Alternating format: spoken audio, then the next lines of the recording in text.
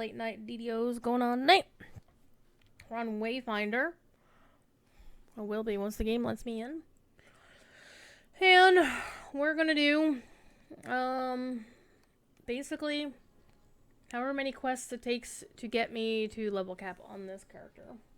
Which should probably be 1 or 2. I'm not sure I actually want to redo any of the Vecna quests. Because, I want to look for, legendary quests that I haven't done yet, so I can get the first time bonuses. I'm gonna go look at my destiny points.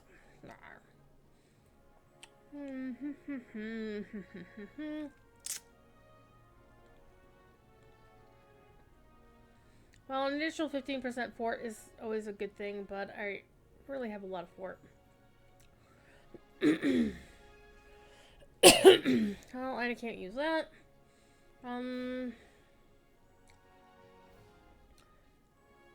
Actually, I'm kind of thinking I'm going to spend, because I'm only going to get 2 more destiny points. Actually, no, I'm going to get 1 more after this, so I'm thinking of either going to, like, all of that.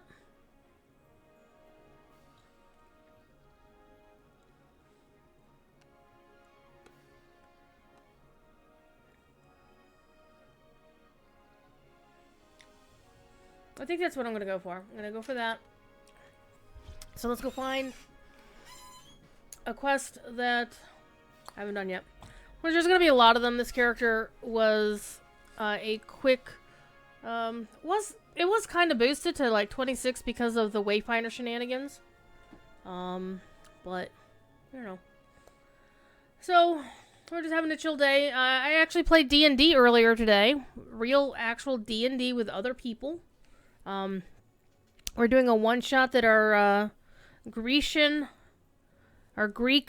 DM was testing out because he's doing his own homebrew setting, and we were kind of testing it out. It was a lot of fun. I surprisingly rolled well for everything except the very final roll of the adventure, and the final roll of the adventure led us to. I haven't done kill 10 rats on this character? Well, we should probably do that. It ended on a little bit of a sour note. The actual game was amazing. I played a fighter, a Sun Elf fighter, because the setting uses it's a Dungeons and Dragons homebrew. So Sun Elves there are not clerics, they're fighters. Or no, Sun Elf was the race, right? But they're not automatically clerics. I was just playing a fighter, basically a fighter who had Eldritch Knight abilities, and it was a lot of fun. I enjoyed myself. And my rolls were not crap for much of the time. So let's see what else I can do. Well, it looks like I have all of Isle of Dread to do on this character. And one of the things I want to do is to get some gear. Honestly, this character still has like a neck piece. Oops, wrong. I see his character in other games. Has a neck piece that is a level 15 item, so I basically want to get some gear while I'm getting my level. So I'm just debating what the best way to do that is. So we'll find some quests here, but first of all, I'm going to stop by the banker and turn in some else. So I don't want to actually go ahead and do... I think I'll do Isle of Dread because I have actually done Salt Marsh on this character, I believe. We'll go back and look at that in just a second. As soon as I start chucking some stuff in here. I'm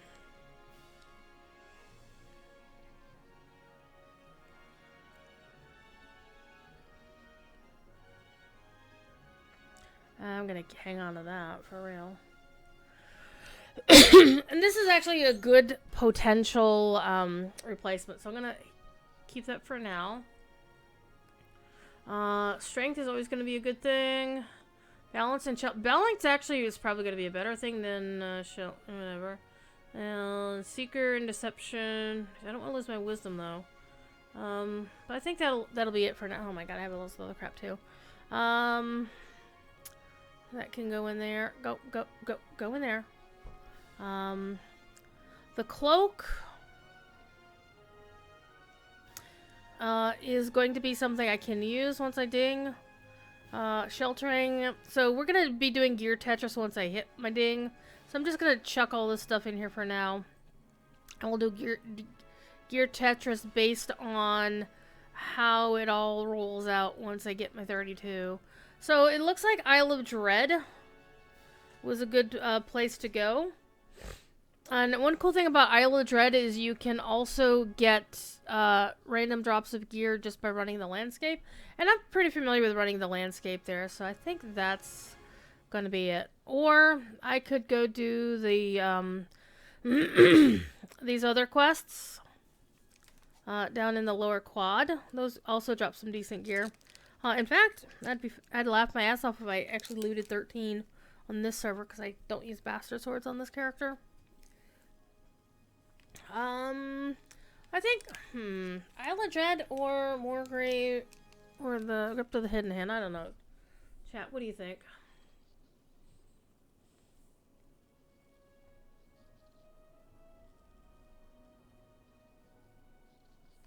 I think I'll do Isle of Dread. Simply because there are the landscape quests I can, or the rares I can run, and I can get some gear out of them, possibly. We'll see. Let us go to the Isle of Dread, shall we? I think in general, Isle of Dread loot is better than the Vecna stuff right now. It definitely hits differently, I think. Alright, let me take a look and see how many hirelings I have. Just the one. So let's go get another hireling from the vendor down here. And I've actually been running, have I been running I don't think I've been running Isle of Dread with this character. Not the quest anyway, because I don't see the quest completion in my log. But I do know I've been running the wilderness, because my friend was farming ingredients for the bone weapons. I'm like, okay, whatevs. Hireling, yeah, you. Hi. I want some hirelings, please. And I tend to go with Albereth, the favorite soul. Because I don't tend to run out of spell points on this character, so I don't really need the DBs that Bulwark can do. And I just like favorite souls more than clerics in general terms. So, let's go, let's do some Isle of Dread. So once I get this character to cap, we'll do the, we'll do a bit of gear Tetris, and then what I'm going to probably do is hop on over to Kyber, because I have a level, 31 Morning Lord there. Yes, a level 31 Morning Lord who has worse gear than this character has, and I want to get her to level cap and to start the gear Tetris with her. And also, I do have an invitation to go a game with Baklagor occasionally, who lives on Kyber. And so I figured if I could get that character to level cap, she'd be decent. To maybe run with him and his crew, I don't know. I'm just at the point where it's like, I think I should just probably refocus and just run by myself for a while. And maybe not always playing DDO, because I play a lot of DDO, and I really probably shouldn't. I have a big pile of 4 characters I need to get the level cap in Lotro before their expansion launches. And they're all in, one of them is 128. The other 2 are 122. So I have a lot of work to do on all 3 of them. And, I'm sorry, all 4 of them. Because there's one that's 131. And then there's the ones that are 120 something. So it's a lot of work to do. And and that's not even a thing. I'm just doing it just because I want to do it. Okay. You know, whatever. I'm just babbling at this point. So I'm going to run the rares, which I've done the rares before, but occasionally you can get loot. And I have been passing a lot of the decent loot that I've been getting to my partner in crime. I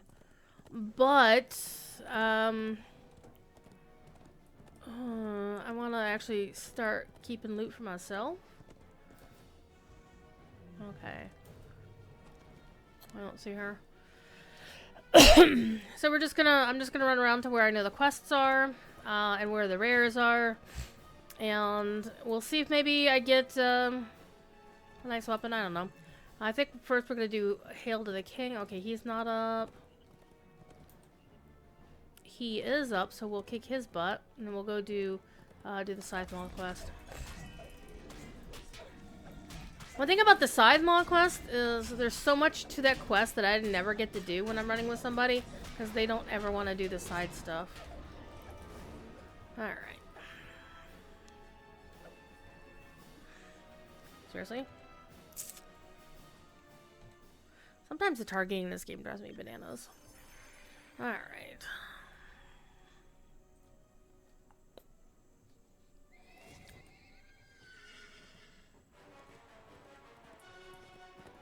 I also want to get all of these because these will give you some XP as well.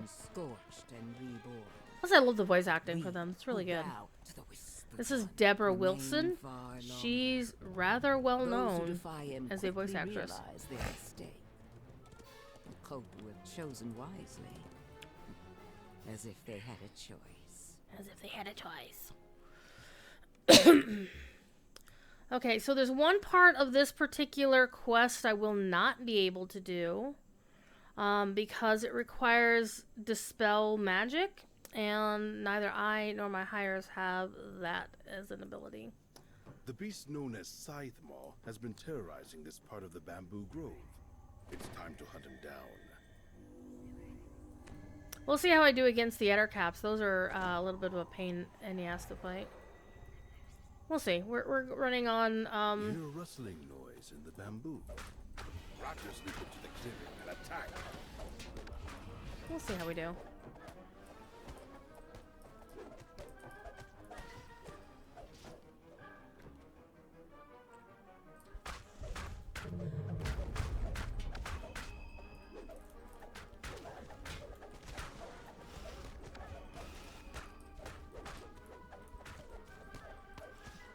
So I hope everybody's been having a decent Saturday.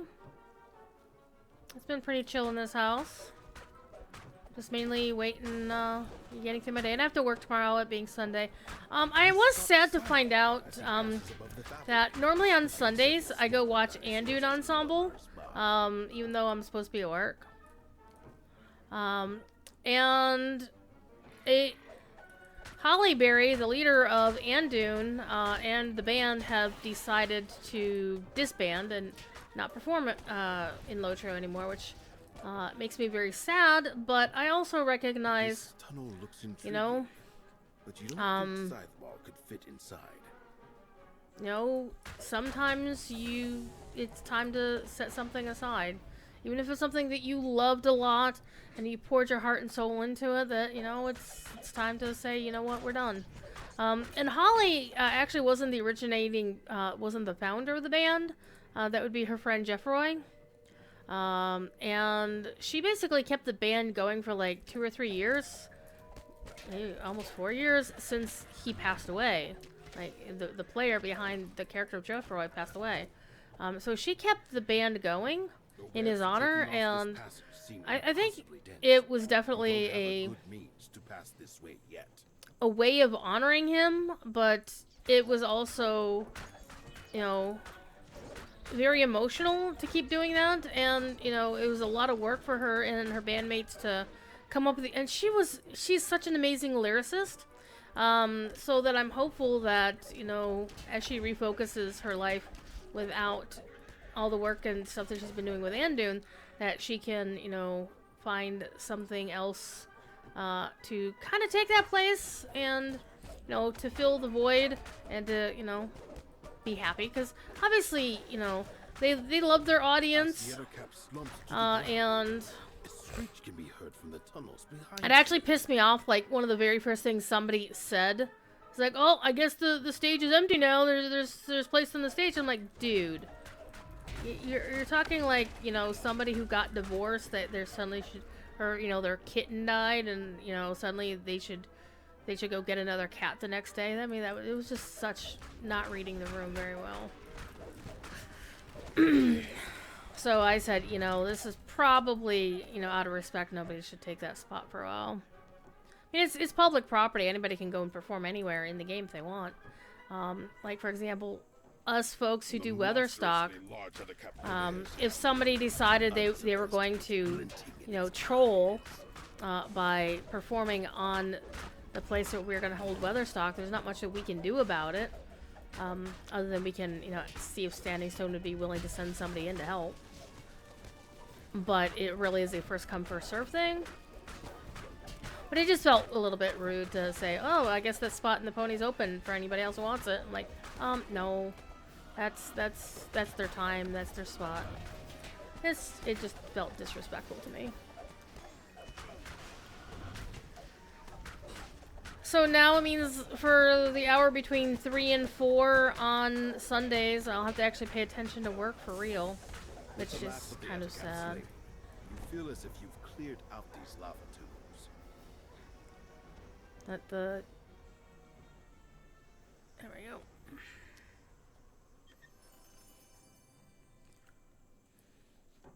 So I liked Isle of Dread as an expansion. It was a lot of fun, interesting story. A wide variety of dungeons to play through, quests to play through. Nice, interesting landscape that you could ride through fairly quickly. I also like Feywild a lot, but I think this character's already played through Feywild. And a lot of the Feywild stuff is like level 29, so I'm trying to get, you know, the better stuff as possible. But it doesn't look like I've done Feywild. I haven't done Sharn on this character either. So I really need to, like, sit down. Since I'm using Strimtom's build, his build doesn't really have a suggested gear guide for it. So I really would like to sit down at some point and figure out the pieces of the gear I should farm for this character. Runs by on the rise above. He appears to be chasing something.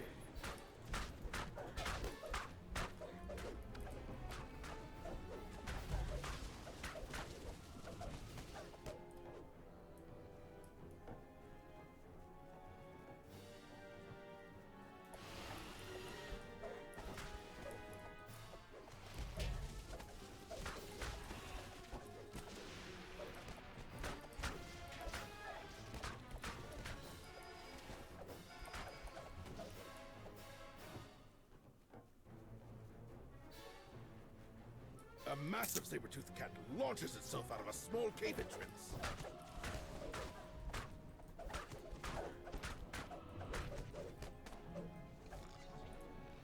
So this is an illusion, so you would have to be able to dispel magic to be able to get to it. So, like, even the hirelings can't open the door, because you need something to dispel illusions. Which I don't have. And my hirelings don't either, so we can't go down that way.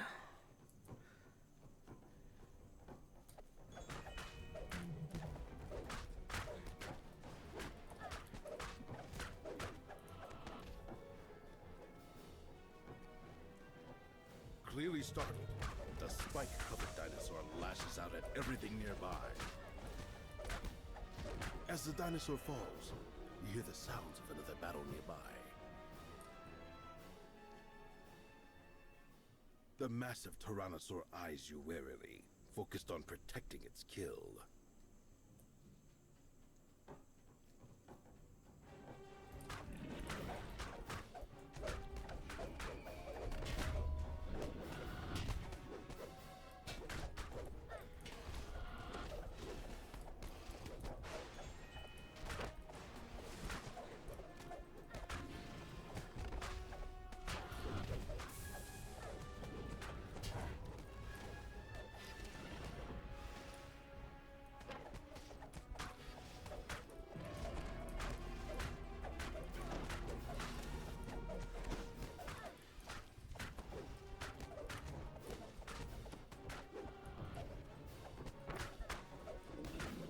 If I see Stonejaw up, the big T-Rex, I'm gonna go for him when we get to him, if he's there.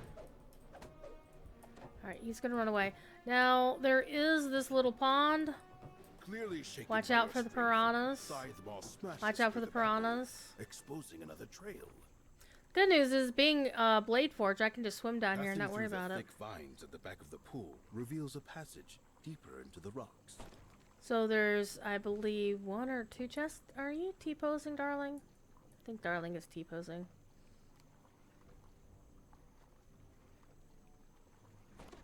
So there are 2 passages. There's like a door here, I believe.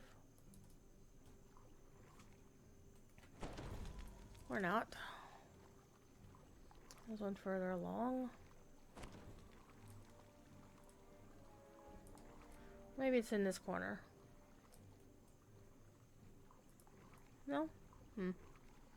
There's basically a couple of different things down this way.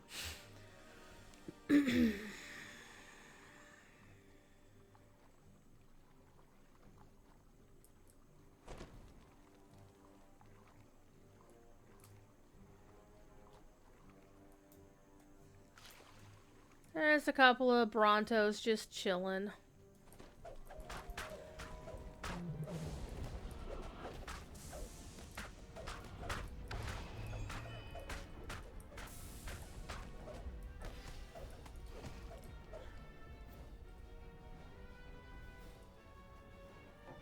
And then we're gonna go fight this Styracosaurus. Small glade looks clearly Because we want the chest of loot.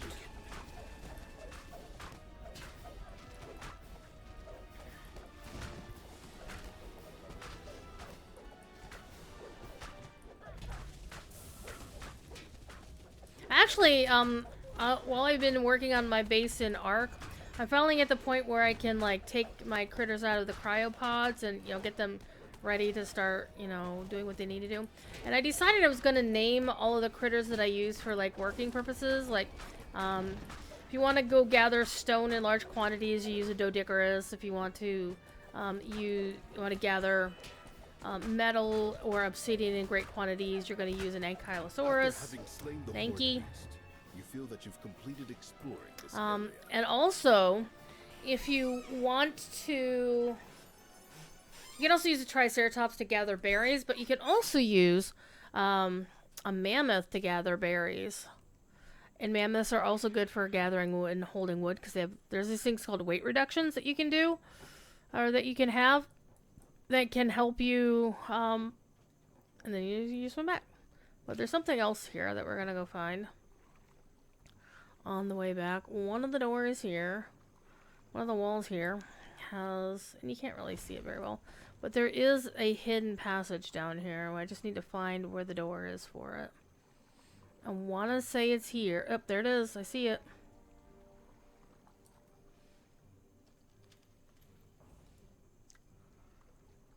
And this one's interesting in that there's a little bit of a puzzle going on here. Alright, so the first time I ever did this, I was like, what the hell? I didn't see this passage. I was like, there's nothing back here. But oh, here's clearly a hidden door. So we want to open this up and have somebody find. Let's open Sesame. I think it has a small DC. It has a bigger DC. Darling, do the thing. Man, even Darling can't find this hidden door. Or maybe the hidden door's over here. No, I think that one is where it's supposed to be.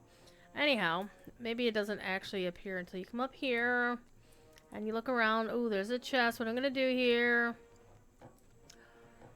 Oh, there's this thing here. Well, Darling, will you kindly find the thing that you're supposed to find here? There we go. There's a lever. We hit the lever.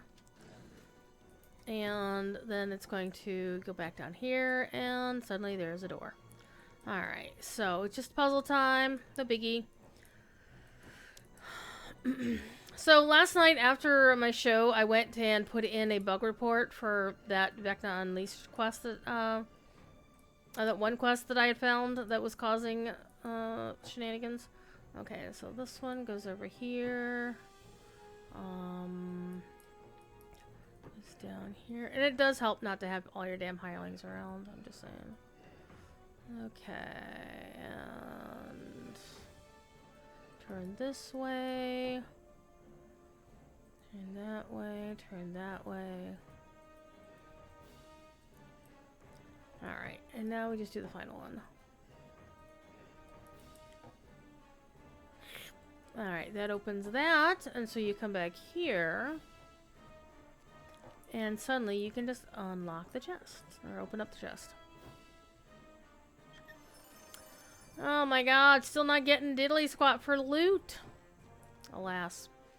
Okay. Let's keep going. Let's go back out the hallway and make sure you bang a right to go where you were going back to the main pathway.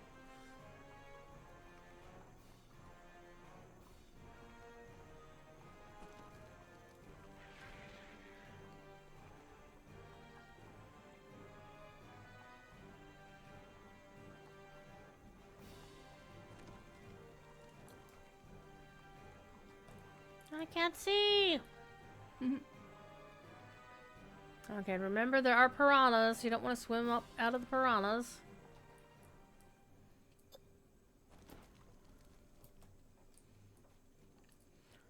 Want to go follow Scythemaw. Okay, grab a drink.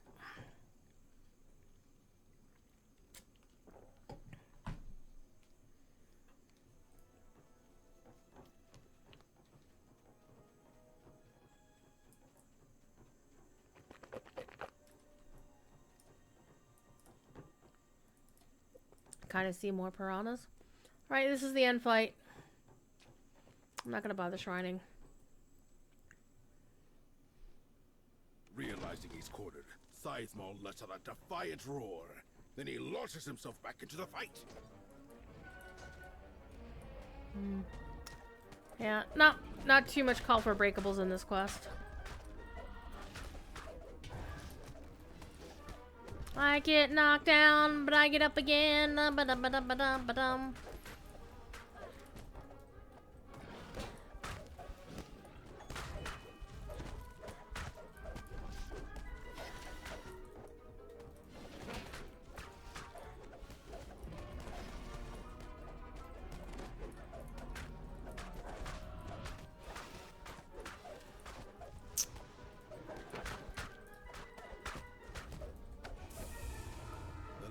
Whoa! We got a crap ton of XP out of that. Hell yeah. May not have to do much more to get... Probably just like a couple more rares. Ooh, bone bracers. Hi. Okay, we'll take it. Alright, let's get out of here. So there's also the lava tubes, and there was the other the underwater caves, which we didn't get to go through because we didn't have Dispel. One of the things I want to do is after,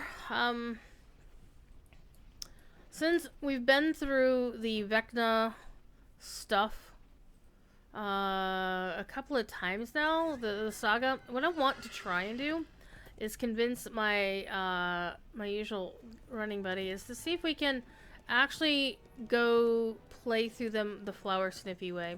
Because what I'd like to do is because of the way he likes to play... Oh, he's already back up? Sweet. Let's kick his ass again. Come here. Are you running away? Is your living statue? Come here. Get your ass back here. What I'd like to try to do is to see if we can play through the Vecna quests, like, slowly.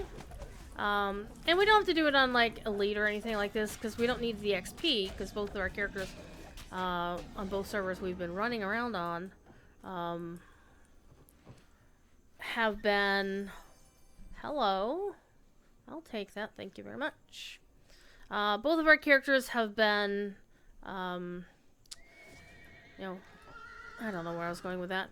Basically, we've been, playing it enough, I think that, you know, we've been running through it, like, he's been missing stuff. And I think probably it would be better in terms of gearing if we do those optionals and explore all the nooks and crannies, just because. I think at least one go around of it with, you know, I think he's down. Yeah, he's not here. Let's go see if Stonejaw is up. If he's up, we're gonna go fight, we're gonna go see if we can fight the T-Rex and see how badly I do. After falling into that trap of my own making. Oh hey! That's did it! I am now max. I can go take a level 32. Well, let me get out of here. Yet when the last Well, at this spark point, I can take my died, level. I felt only shame. Let me go ahead and... You know what? Actually, no. Let's not take the level just yet. Let's finish running the rares. Because I like running the rares. And that way it'll get me some gear. Maybe.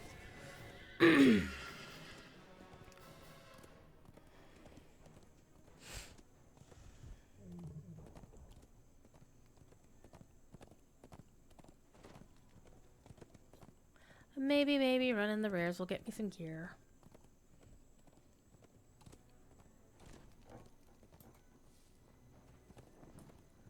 Alright, he's not present. So I say running of the rares, kind of like the running of the Wilro Hoods, which happens at Star Wars Celebration. Wilro Hood is a character.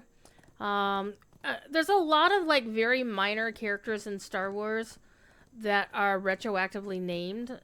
This was a person in Empire Strikes Back who is in one scene, has 0 dialogue, and is most famous for wearing a red or an orange jumpsuit,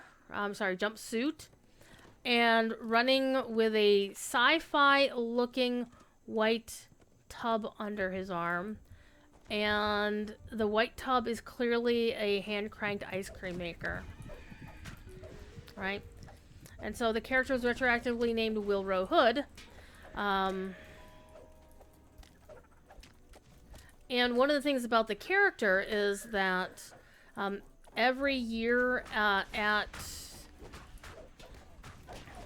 anytime they have a Star Wars celebration, there's a whole bunch of people who cosplay as Wilro Hood, and they do something called the Running of the Hoods, which is where they basically go in and dress up as Wilro Hood and just run through the convention space in a safe place, you know, in a safe path or whatever. And it's just like something fun people do. It's just one of those things.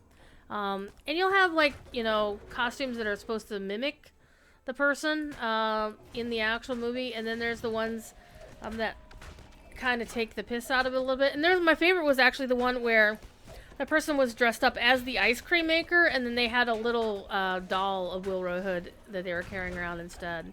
That was kind of cool. That was a little bit of a reversal. It was interesting. Oh my gosh. Still getting nada. Nada. Denied. Well, I did get the one thing from that one thing. Anyhow. I am gonna go do the demon that requires the two crests. Not gonna go try the dragon if the dragon is up, because the dragon is a pain in the ass. I've only ever beat the dragon once on my main character over on Orion. Alright, the water weird is up.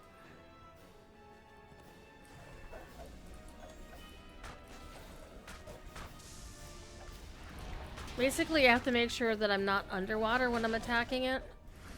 So I have to get real...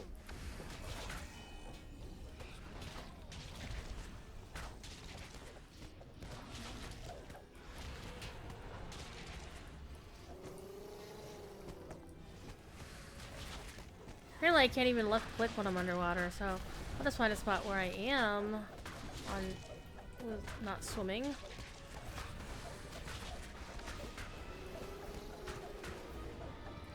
There we go. Big money, no whammies. Oh, hello! Hello! A strength cloak?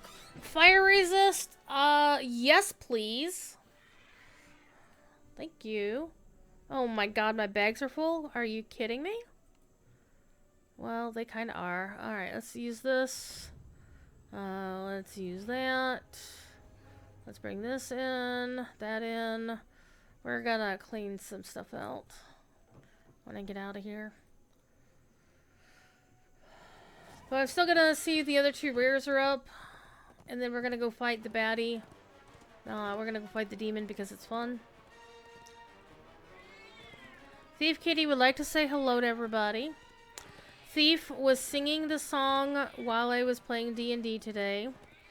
And Thief is the reason I don't use use push to talk when I'm either gaming with my friend or with my D&D friends. Simply because he's so loud and obnoxious sometimes.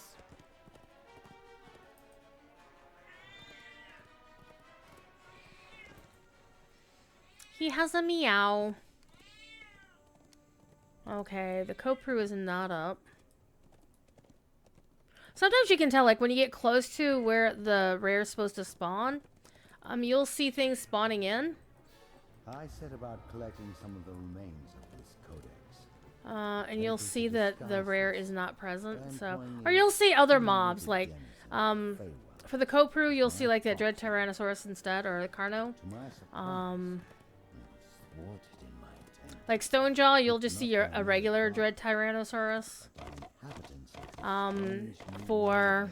the mummy, in that one little gazebo, you'll generally see gargoyles if he's there, and then you'll see Thing of all. like Sabretooths if he's not.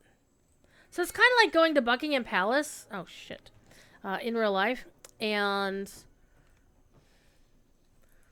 realizing, and the way you know that the queen was present in the past, or the king in these days, because you know England has a king now. Has a king again.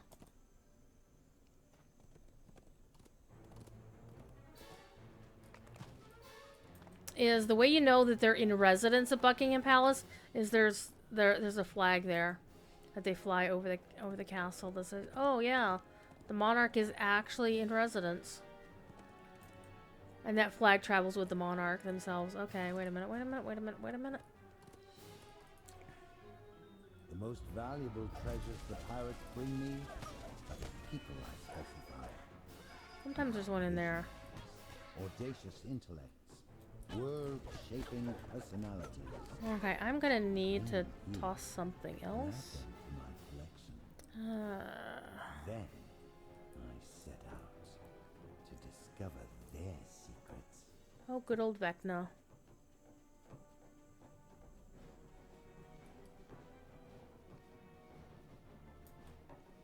So there's several places the second spawn or second crest can be, and it looks like we're going to have to go jump on the dinosaur. You can ride up. You can just jump and use Featherfall.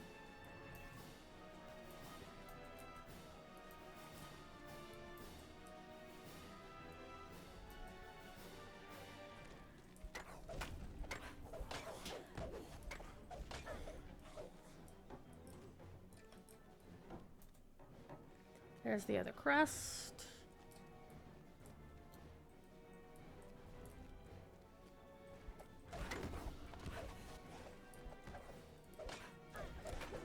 One of the cool, I forget honestly if it's coming From high soon atop these Kopru ruins, or you get a good sense like of with the the next building's patch next massive week, scale. or if it's something With that this place fall on dropped sealed with the day, expansion. Come war on, or you. rebellion, There we go. or did it slowly fall into disuse as the power of the Kopru faded?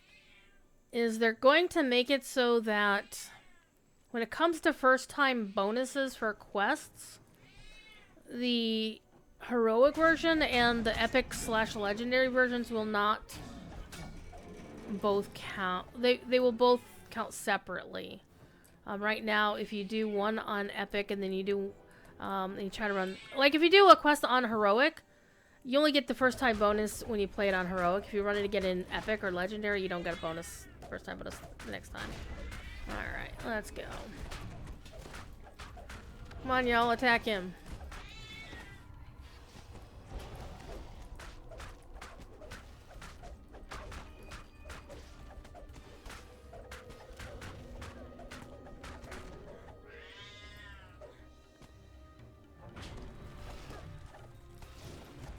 Hello, Thief Kitty.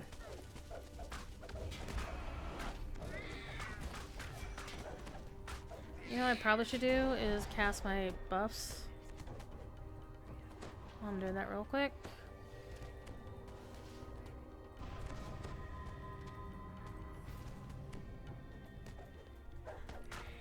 Oh, I can do this too. Haha.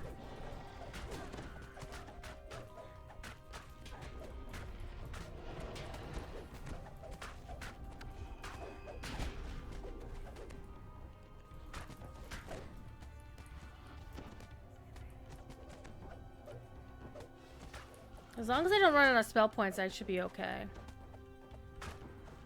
The problem is he's not holding still.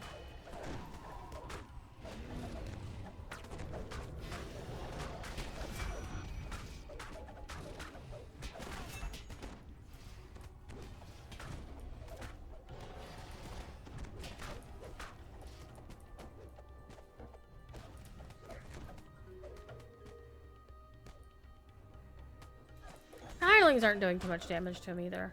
It looks like he's immune to a lot of my spells.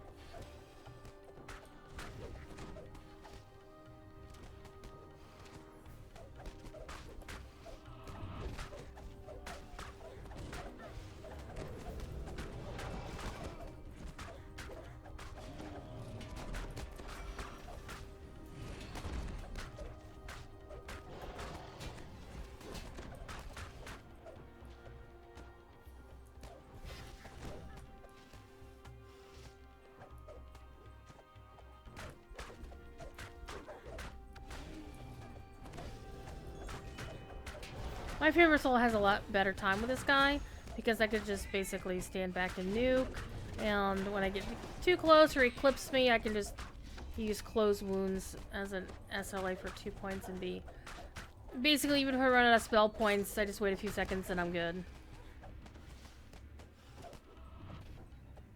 I'm gonna kick this guy real quick. There we go.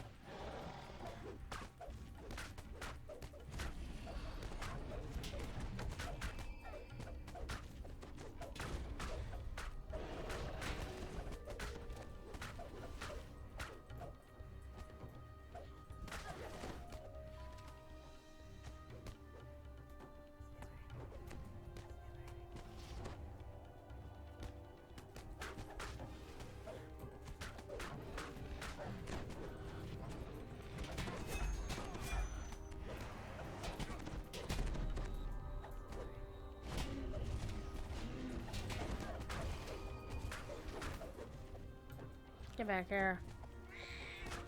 What are you talking about, thief? What's going on, Kit?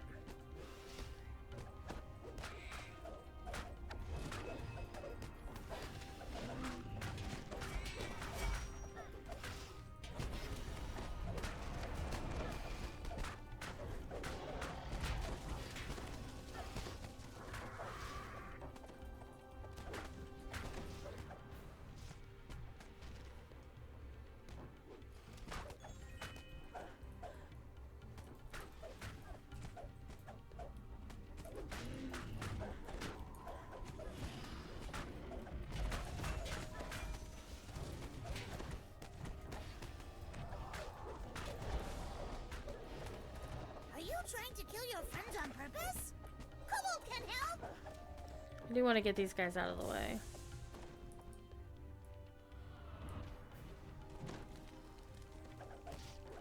Am I not standing around on the keyboard, kitty?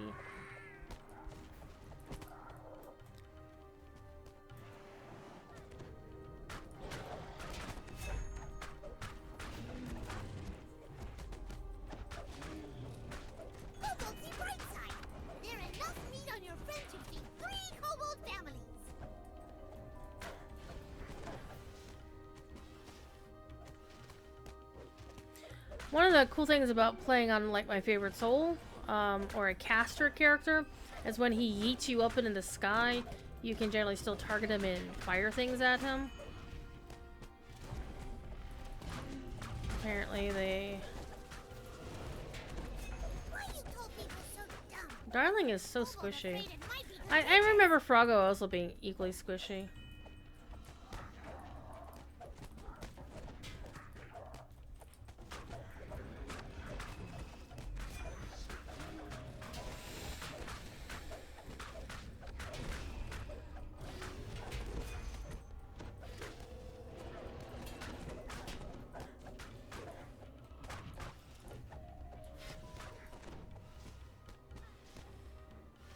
Arties, or any like ranged characters, basically, like a bow wielding character, or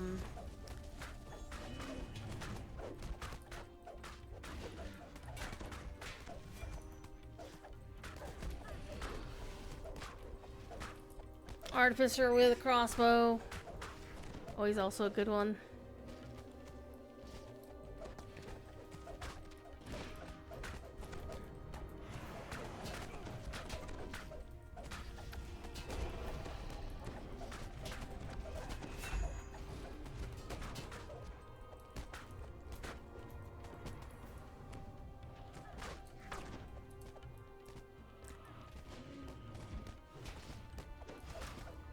So what's Albert doing? He's just chilling.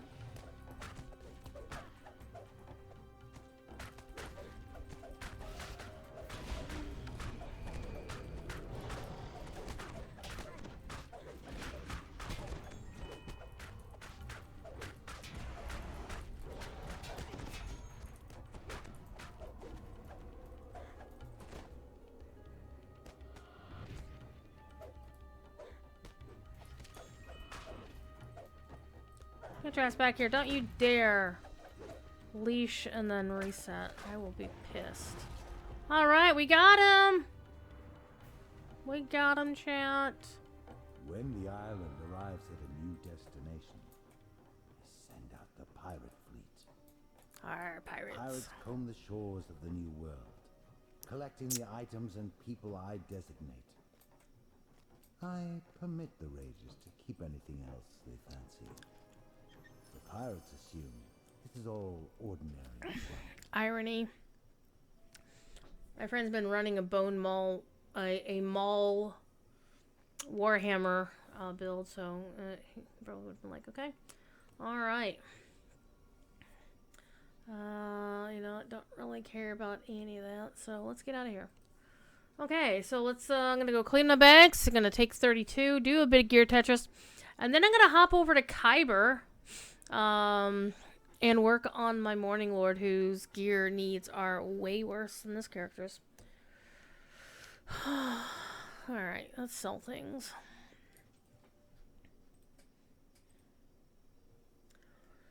Let's repair my crap. Sell, I'm gonna keep that.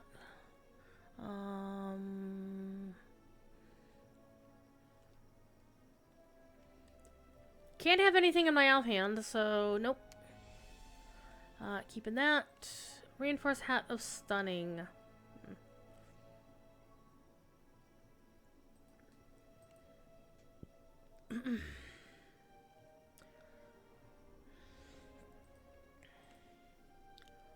Power word kill. Alright, just double checking. Nothing in here is really screaming at me. Alright, sell it all. Okay, let's go take 32. If I recall correctly, we do not get a new power with that. We got one with 31, I believe, question mark.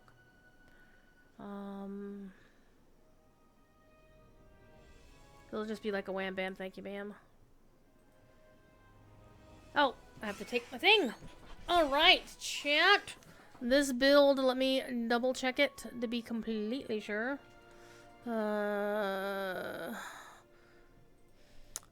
Lane Ford Paladin with Dynastic Falcata is supposed to charisma. Everything charisma. Okay. Yay! I'm level 32! Now, let's do the gear Tetris. Let us do the Tetris of gears. Also, I need to take my last Epic Destiny point. Except I don't get one. Never mind. Never mind. I wonder when DDO will raise the level cap again. Because I know people are freaking out about it. It's like, oh my god, level cap. I'm like, what else, you know? It's not that big of a deal, is it? Well, I guess it is. Why am I not riding my Nightmare? I have the best horse on this map. The ironic thing here is I do have the Nightmare from the Daily Dice. By the way, double Daily Dice this weekend. I already did my gold rolls earlier today because I did. Okay, so we did our selling thing. Let's go talk to the banker. And let's do the Tetris. Let us do the Tetris.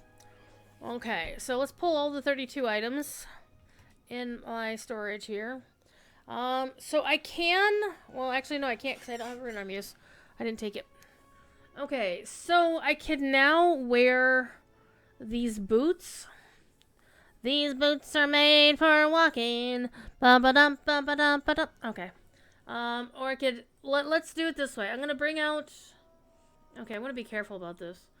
They're still bound to a count. That will not be for much longer.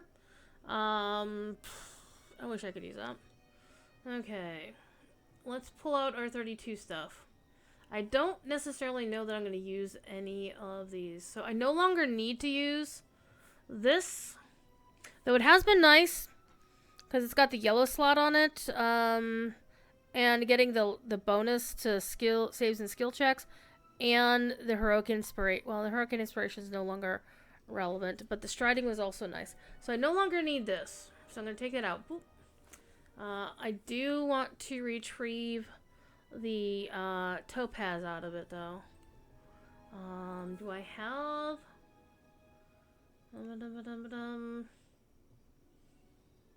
I do have a jeweler. I have one jeweler's kit. Perfect. So let's do this. Let's yoink that topaz out of there. With this jeweler's kit that I have. Where'd the jeweler's kit go? Here it is. Boop. Extract it. There we go. Okay. We're also gonna do our stuff here. Legendary guide. Yeah, like I can use that, really. Okay. So let's do the gear Tetris. What I'm actually gonna do is I'm gonna throw all of this gear that I have floating around here. I'm just gonna throw it into the vault. And if it's a level 32 item, it'll automatically show up here to where I can just, you know, figure it out. Because what I want to do is actually look at the things I'll be losing. So I want to actually do this the right way. I'll toss that in there. I'm going to hang on to this because I think I'm still going to use that.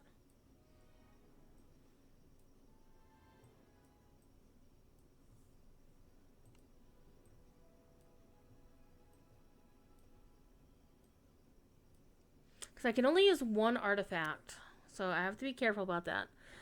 And the thing about the dinosaur bone items is they're not good at all until you actually get your shit ready to go and you get all of the you grind up all the ingredients and get the slots filled, which kind of bites, but it do be what it do be. All right, let me first of all double check. I'm going to actually do this. I'm going to chuck... Get out of the way. Over here. Thank you. I'm going to go chuck all this stuff in these into here. Oh, I actually have other jewel kits. What the hell? Well, I'll put them in there. And this is just whatever's. We'll just toss them in there too. Clean those out. Alright. Sparks of Logic will actually now stack in... Maybe they've always been that way, I've just never noticed. But they do.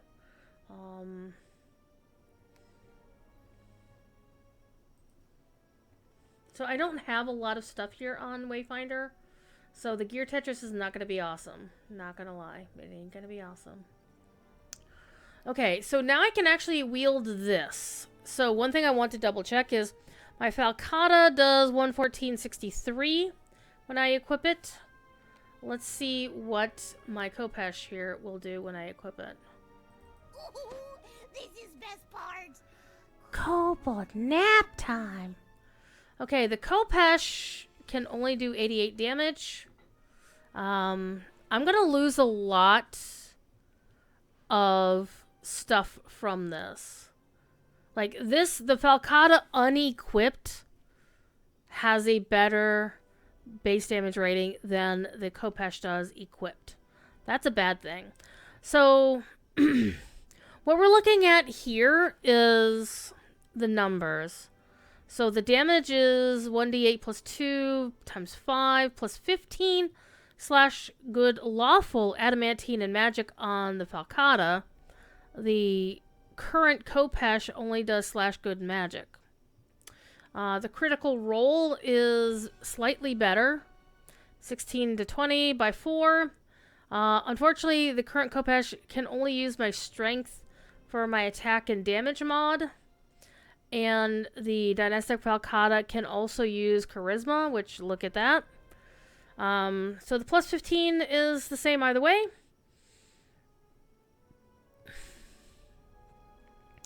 The Achromatic Blast, an implement of law, dealing 1d6 law damage on a hit, an additional 1d6 law damage on a critical hit, makes the weapon lawfully. Well, that's good. I'm a paladin. Improved destruction on hit. Your target gains a stack of armor. I'm going between the two. 20-second duration stacks up to 15 times. May trigger once a second. So, okay. Corsating. This effect causes the weapon to corsate, dealing 1d6 light damage on each hit. Blazing is... blaze it. 15d6 light damage on a critical hit. So that's actually pretty decent. I like that. 15d6. And then it's got Evil Outsider Bane. 6d10 Bane damage versus Evil Outsider. It's got 2 slots. It's got an orange and a purple slot. So technically you could double slot red gems in there if you wanted to. I might have done that on an ult. It's been funny.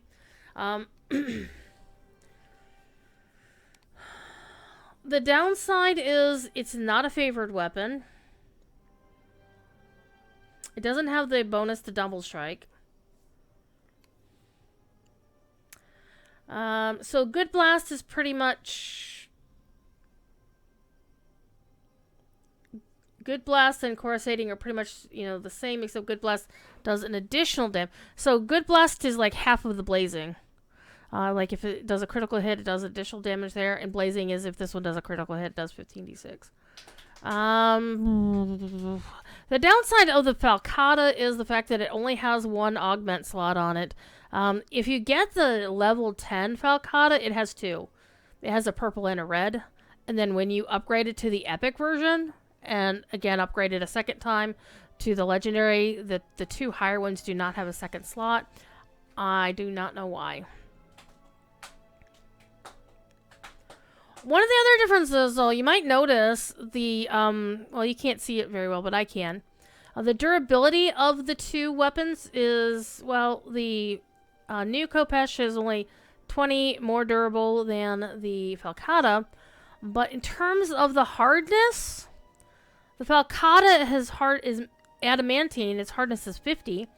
The Kopesh it's light. Its hardness is 1042. What the hell? But overall, I think the Kopesh is not as good. I mean, it's bringing over some stuff from my Epic Destinies and whatnot. It's going to get my Scion of the Ethereal Plane and have Ghost Touch and whatever. It's going to pick up my Perfect Single Weapon Fighting, whatever. But it's not as good. I mean, even the base damage rating is not as good. And again, I'm going to lose my Double Strike. I'm going to lose my favorite weapon. And a lot of my stuff is based on what my favorite weapon is. Like my enhancement tree here, I go into Knight of the Chalice. And so... yeah, basically I get a bunch of damage out of it being my favorite weapon. And so we definitely don't want to lose that. So I think I'm going to actually stick with the Dynastic Falcata. Alright. Come on. There we go. I do actually want to look at this new weapon. I want to see what it looks like. Because I'm probably going to... oh, I have to get off my damn horse.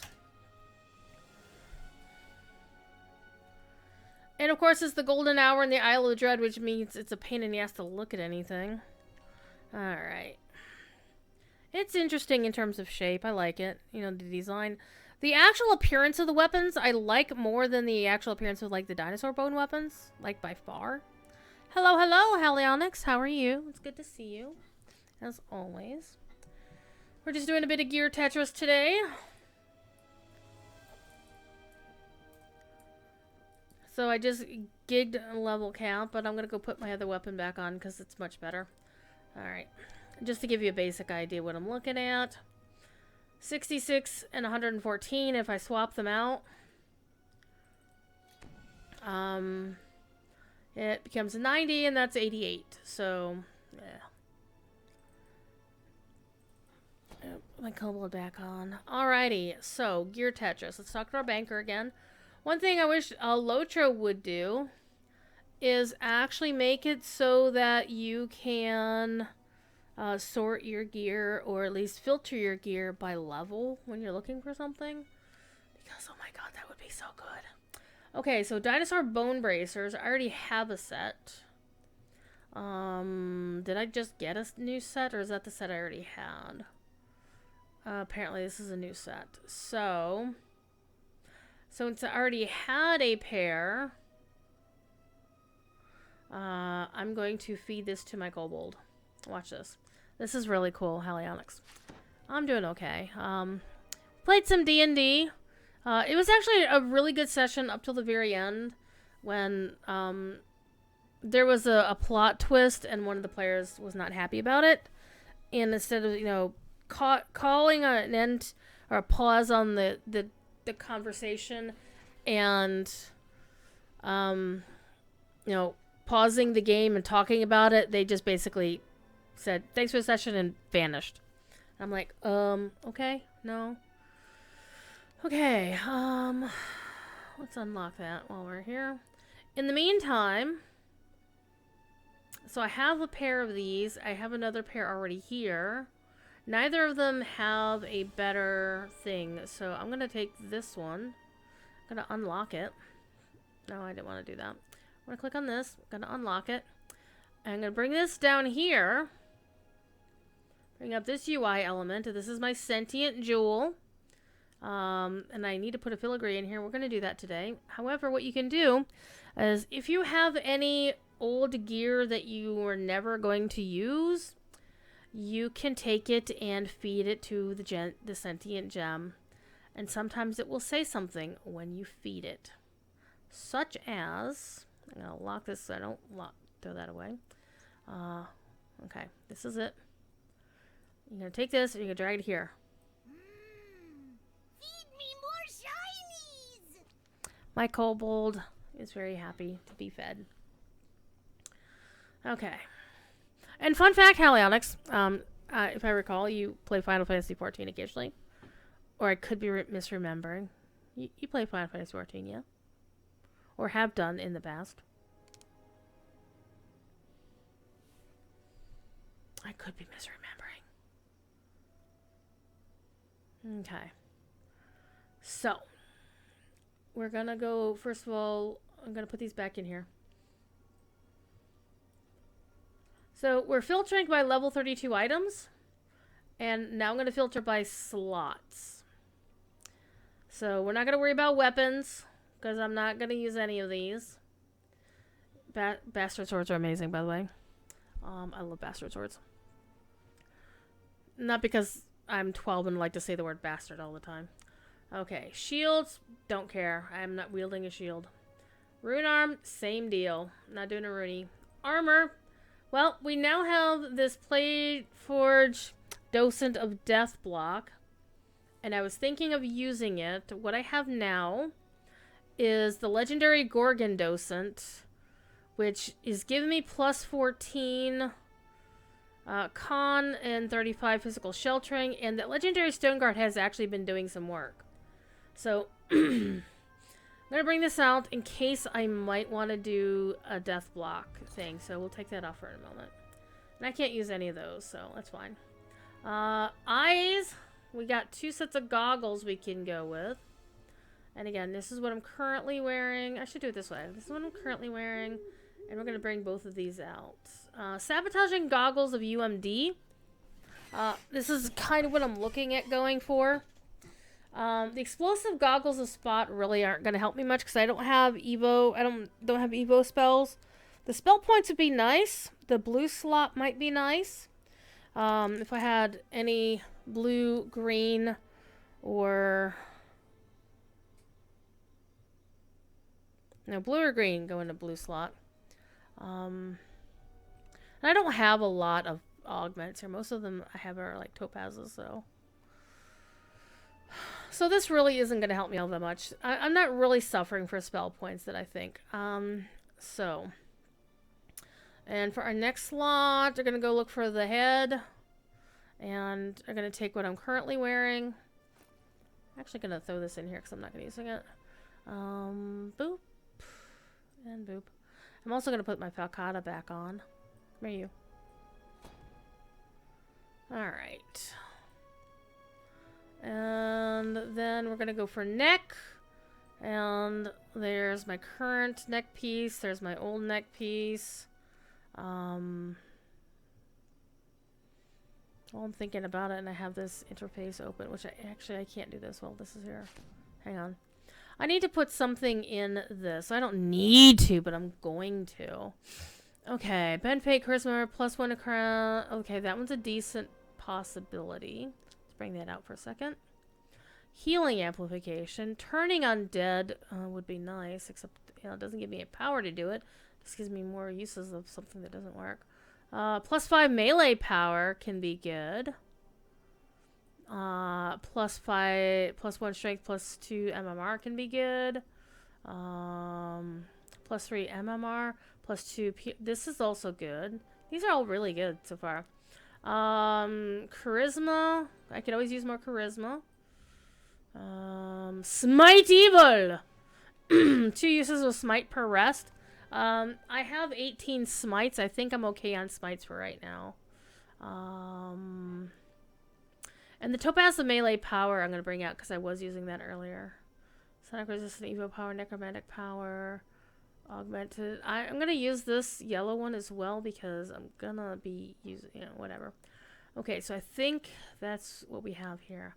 So out of these augments or these things,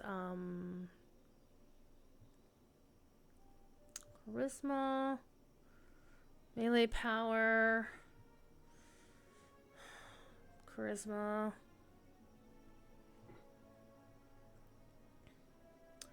strength. So I'm not really using strength for my damage. I'm using charisma for my damage.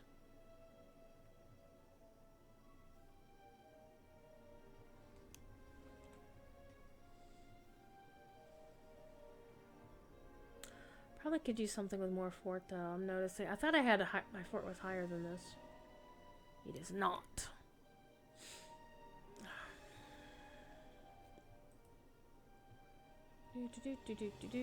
Do.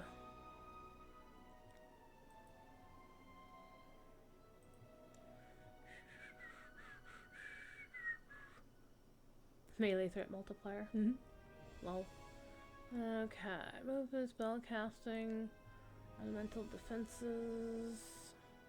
What am I looking for, chat? What am I looking for? How to find my PR and MR?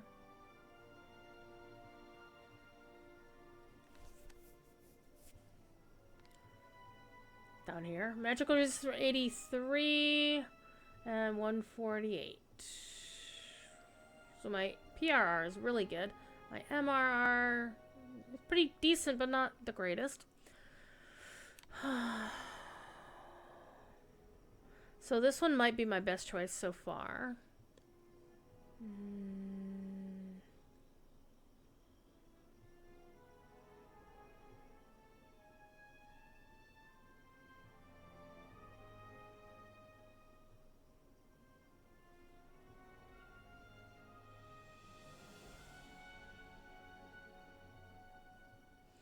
I think what I'm gonna go with is the angelic wings or the melee power.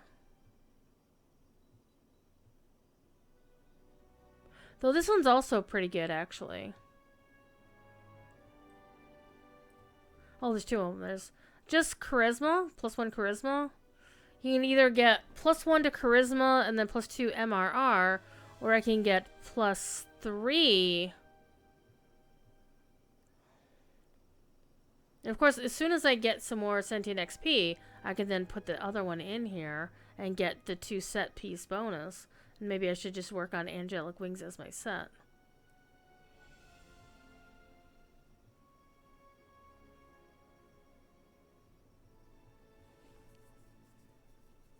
think I want to go with charisma. We'll go with this. Yip, yip, hooray! Yep, she's happy. Okay, so we're gonna get all these to stop glowing at me weirdly. Alright, so this is gonna go in here. That's gonna go in there. That's gonna go in there. Okay, now for my next trick, I'm gonna bring out... what's the next piece? Neck, trinket. I don't have another trinket to replace that one with. So I might as... The main reason why I won't...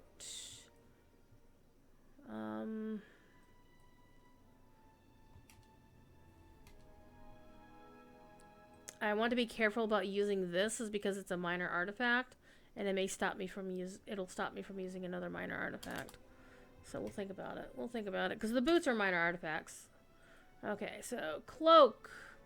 We have this cloak, and I'm almost positive I'm going to use it compared to the one I have now. So let's compare. Deadly accuracy, quality deadly, armor piercing, double strike. This one just gives me reduces damage, which is kind of cool. +6 to attack rolls. This will give me +5 quality bonus to attack rolls. So I can have something else that also does attack rolls and it'll stack. So I'm going to go with this cloak. This one is bound to character, so I can't put it in here. Alas. Except I could put this in there and put that in there. Free space. Okay, get in there, get in there. Oh wait, duh, I'm trying to put it in here. Moron. Okay. Cloak is sorted. So of the two, so one thing I've noticed is this is a con 14. This does not give me con 14, but it does give me death block. All right, let's bring this out here. Let's move on to waist, and we'll bring this out. We'll compare these two. Get over here. I'm also gonna bring boots out. Oh, I want to bring this in to take a look at this too. Hang on, cloak, compare it. We're gonna compare cloaks here. Quality, this one gives me a strength. Igneous, my good and dear friend, how are you? Hope you're well. I'm doing Gear Tetris tonight. I did one quest and was so close to getting my thing, and then I fought a raid boss that's out on the landscape, which is fun. Alright, let's go over here. Let's go over here. We're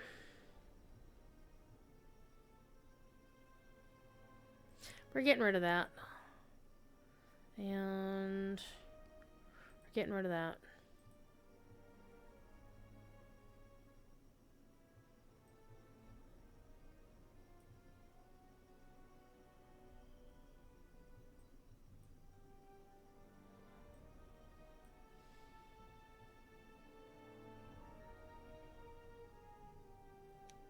Doing okay, a lot of cleaning. Hope your evening is going well.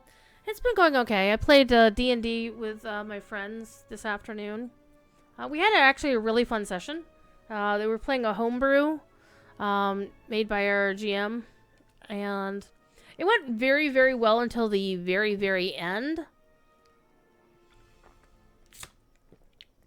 And there was some forced PvP. And one person basically did a hard no consent on it. And they were very unhappy. But the rest of us were like, okay. Once it was explained how we managed to stumble our way into this predicament, we was like, okay, well, now we understand. Okay, it's cool. Okay, so Thorn, Deception, I'm not going to use that. Dex, Eversight. I honestly should just take these and just feed them to the kobold. It's unfortunate, yeah.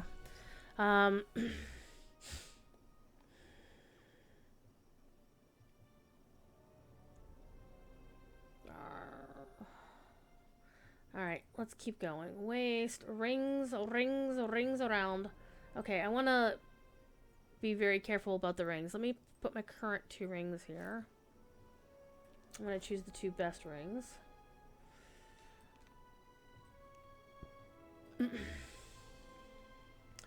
Hands! Show me your hands!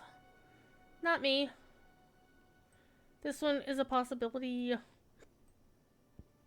Pardon me. Tactical gloves of bashing. This would be good if I actually used a shield. So this one's not going to be good for me. This can also potentially be good for me. Alright. And hands and feet. And this is where I'm going to get myself in trouble. So, I do need to have a feather fall item of some kind. Let's bring these out. Okay, I already know that I'm not going to use this one. I already know that I'm not going to use... That one I actually might possibly use. The freedom of movement would be good. The quality charisma would be good. Perform really isn't necessary, but the charisma is what I'm using for my damage. So anything that helps boost charisma is a good thing. So we're going to bring this out. And we're going to bring out this one. I don't honestly like insight items. I'm not a bloody tank. Okay. Pardon me. Good lord. I'm burping all over the place. So basically, the only thing I have here is these damn bracers. I don't have any. I'm going to go expand my search and see if I can get some better bracers. So, wrists. Death block bracers of intimidate. I don't like intimidate, but I have to use intimidate, so I might have to just do that.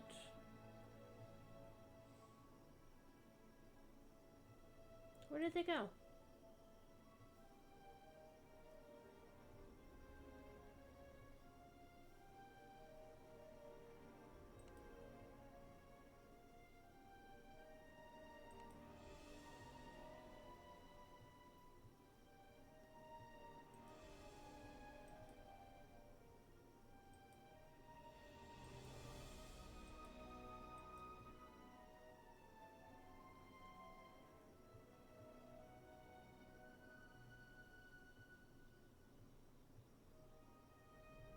Sure, it's suddenly very confused.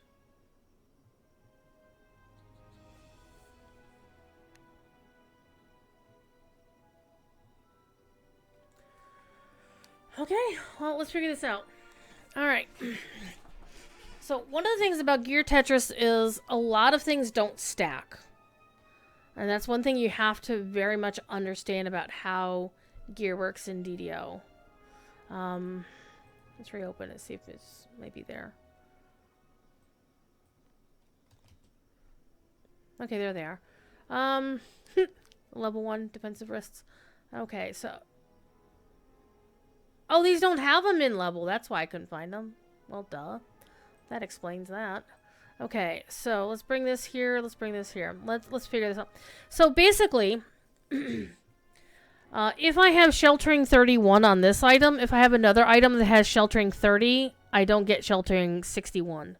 I get sheltering 31. I get the higher of the two values. That's the way gearing works in DDO. So what you need to do is find out what items you're looking for and find the best item. That's why they call it Gear Tetris. So let me pop open Notepad here. Why Notepad? Why are you so freaking huge? That's what she said. That's never what I said. Okay, so what we're looking for to start with are rings. So we've got rings. We've got a +10 to charisma, which can be nice. I'm just looking for things that I need. That one's definitely getting yeeted. I'm actually going to sell that ring. So that one's getting yeeted. Radiance Lord Reconstruction.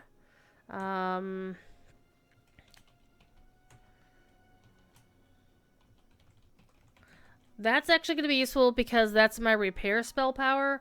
And also the Radiance Lore can help the stuff that I do as a paladin. Plus 22% Radiance Lore. So that one's definitely a possibility.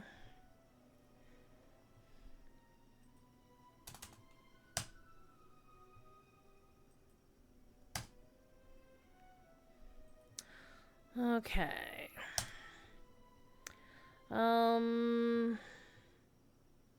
This one is also a strong contender, so it's plus 13 con and 142 reconstruction.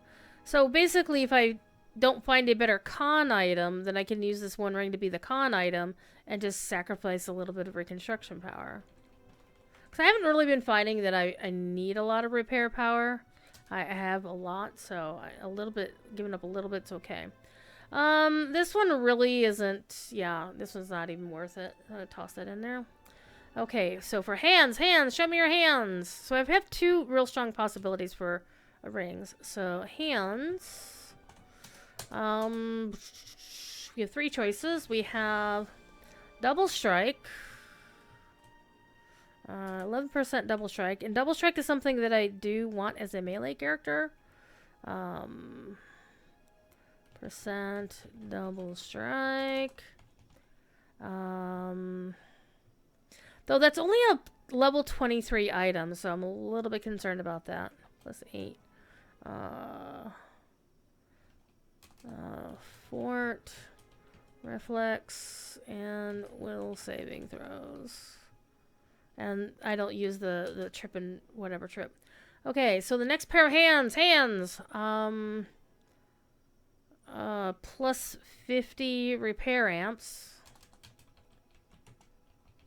That can be useful. And the last pair is Seeker 14. I think that might be this. Seeker plus 14. And plus 11 deadly. The deception, I don't worry about that. So I have two strong contenders here. And so wrists is basically pick one. Fort. Let's see. Wrists. Plus 10 fort. Fortitude. Not fortification. Big difference. And plus 31 P and MRR. And the other one is going to give me DB, which everybody needs DB, and Intimidate 19. So, not as cool, but if I don't have another DB item. Alright, boots is... Boots and pants and boots and pants and boots. We're going to start with...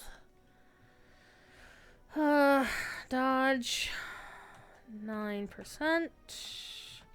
And feather falling. Or we can do spell sight 20 and 14 to the strength. And the strength really, I don't need that so much because again, my damage is coming from charisma, not strength. So I think that second pair of boots isn't that awesome. Third pair of boots is going to give me balance 21, which is actually something that keeps you from getting knocked over. And then 36 P and MRR. So that's better than what I have on that Fortitude wrists item so far. So good. And then finally, the last pair of boots is plus 3 quality, charisma, freedom of movement, armor piercing, plus 11% armor piercing. I wrote Pearson like Chris Pearson. You remember Chris Pearson, don't you? Scary dude. Awesome, but scary. And I'll put a note on here that this is an artifact. Okay, so next page we have to remember, of course, that we have the only trinket we have is the epic voice of the master. And the other reason for this is going to be the good luck. And then the striding. Okay. Trinket. Epic voice. Artifact. What does it give me again? +3. Saves skill checks. And +30 striding. The striding is actually important. And it's got the 2 slots that I could slot both of those yellow items. Because you can slot a yellow gem into either a yellow slot or a green slot. It's basically blue and green. Blue and yellow make green. So you can put a green augment into a blue slot. You can put a blue augment into a green slot. You can put a yellow augment into a green slot. And you can put a green one into... It's very bizarre.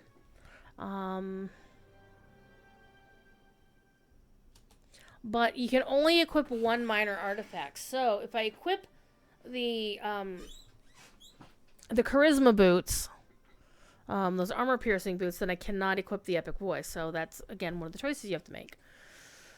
Okay, so back to... We went to boots, and now we're at docent. Our choices for docent are going to be +15 enhancement. Con 14. PRR of 35 and Stone Guard, which is an occasional proc, which I've seen it proc a few times, and Gorgon Breath. I haven't really seen that work very well, question mark.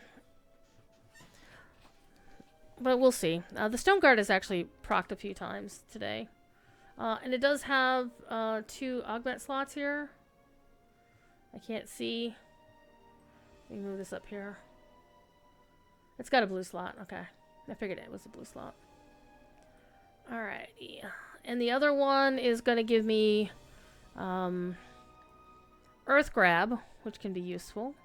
Asset Absorption, +14 and DB. So that can also be useful.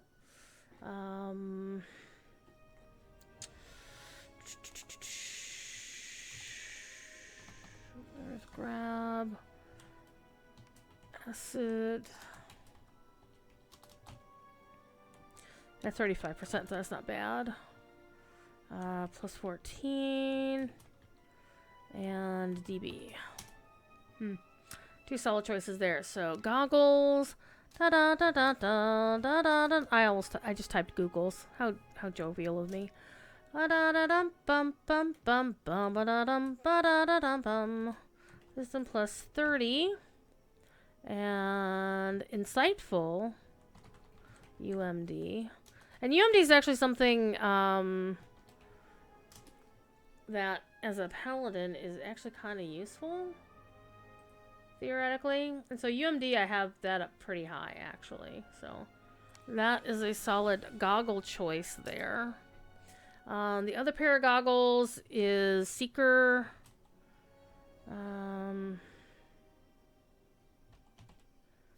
I spelled Seeker wrong, but that's okay. Seeker +12. And then Insightful. Insightful UMD. +2 as well. So it's got the UMD as well. One is just going to be a choice between Wisdom +30, the Seeker +12. But if I choose the one set of gloves, that has Seeker 14. So we're already seeing where the Tetris is lining up here. Belt is going to be a choice of Con 14 and AC 14, or Con 12. Yeah, that other belt. Yep, we're selling that belt. This one's it right here. Boom, done. Easy peasy. I ain't gonna worry about the belt. Belt's done. Pretty much the necklace is this old level 15 item with DB and wisdom.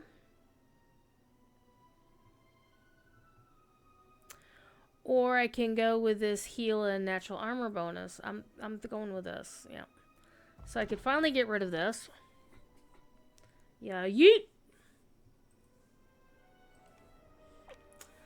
Okay, and for hat, fort 120. Okay, that's why my fort went down. Sheltering and parrying. Wisdom. The wisdom might be a choice here, except I'm getting wisdom 30 on...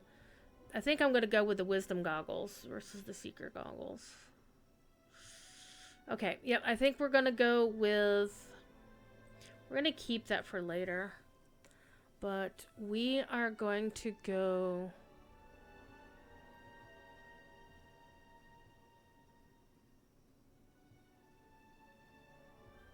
Actually, I kind of like that helmet, though.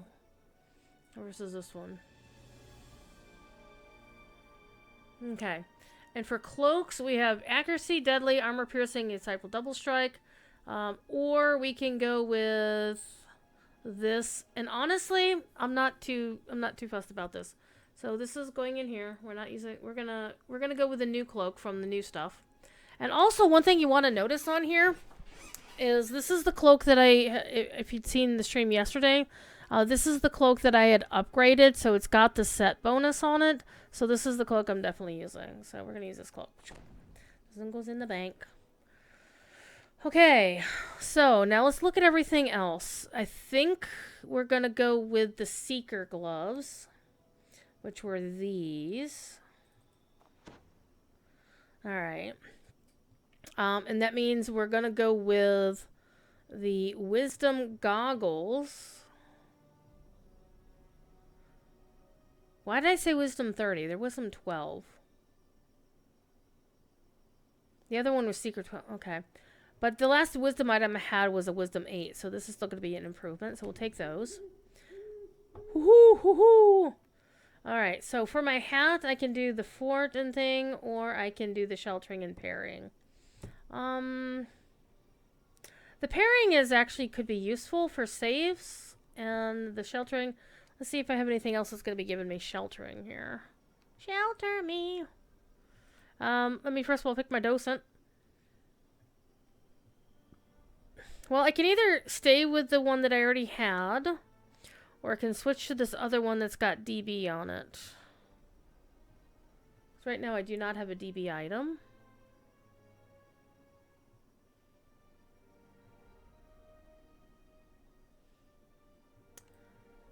And let's go back to our rings.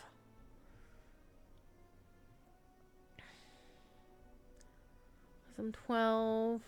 We don't have a charisma item right now, do we? We have con 14. So we don't have a charisma item, so we probably would still want to use this for damage. Charisma for damage.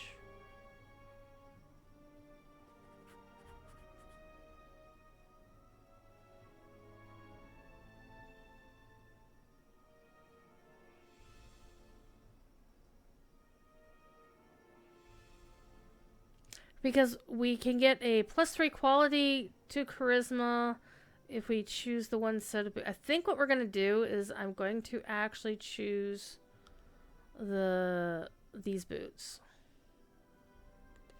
For one thing, it's going to work on my set bonus. So I'm going to have 2 pieces equipped. So we're going to use those. Okay, so now we got our boots. Alright, so let me erase this. We chose the wisdom goggles.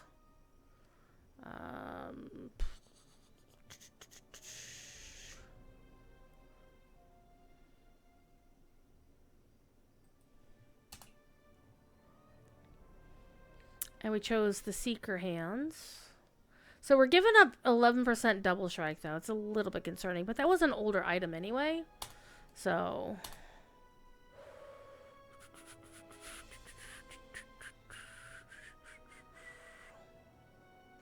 Alright, so we're done with hands.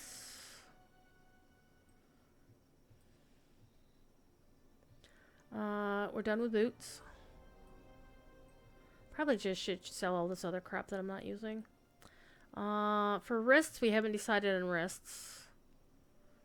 Fort, sheltering can get us 31. Or we can get death block. Because if I take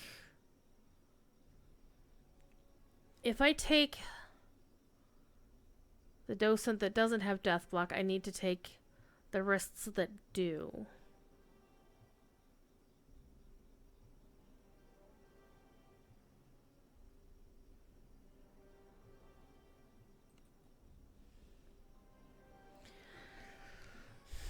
I'm not really keen on this either. I mean, the con is nice, but I already have con from something else, don't I? Yeah, I have con 14 from here, so I don't need the con 14 from here. The physical sheltering would be nice, yes. But I can get physical sheltering from something else. Okay, we're done with goggles.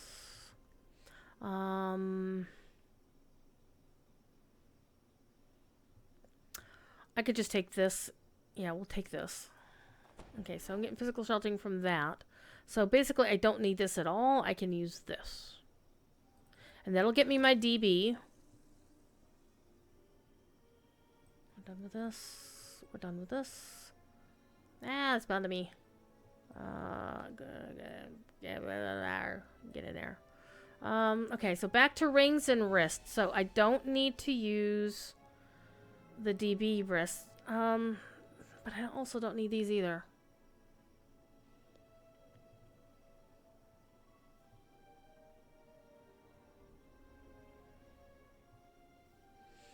I have something else giving me fortitude, aren't I?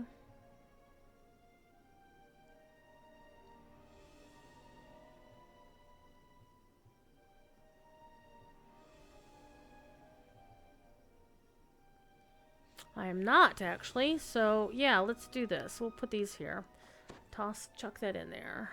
And now we just need to figure out rings. I can't use... oh, gosh. I need to throw something else out of here.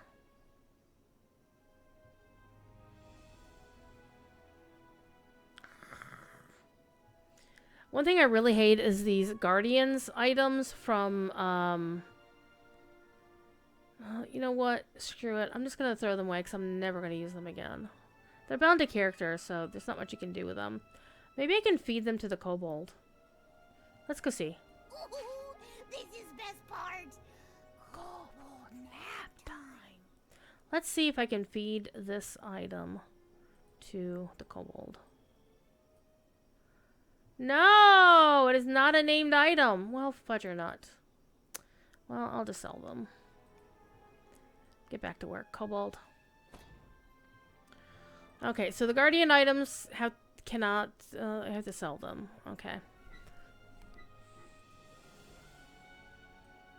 Let's just bring them all down here.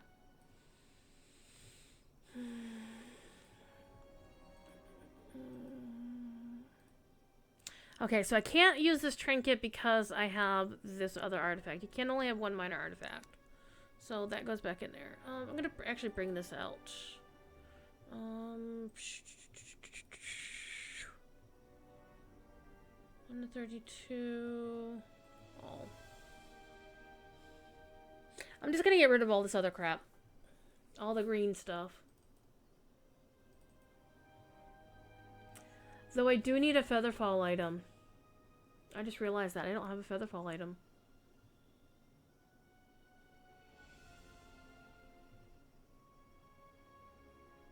This could be bad.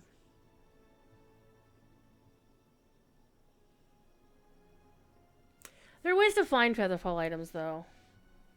I do have a few of them in here. So I have boots, and more boots that do feather falling. A level 2 pair, level 9 pair, level 24 pair. But I really do like these boots comparatively. So I need to find like a featherfall ring or something.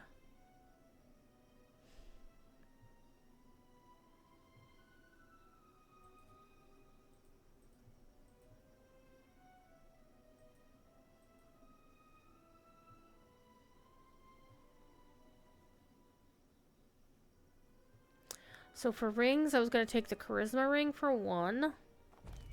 To get my charisma up. Yep. And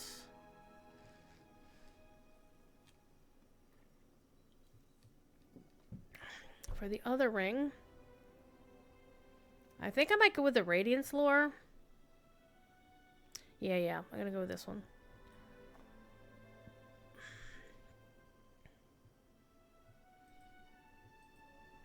Alright, before we do anything else, let's find the things that I can put yellow slots thingies in here.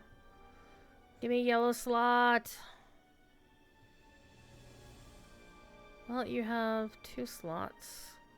Right here. You are it. Let's put some augments in you. Alright, let's put the 2 augments in. One is going to be augment summoning. That's going to help me with my dudes. And then I'm going to put melee power in this one. There we go. That'll help. Alright, now let's go find a Featherfall item. And how we're going to do that, we're going to go to the... See, Featherfall bad. Not having... I would freak out with not having Featherfall. So I need to go find the auctioneer. I believe is down here somewhere.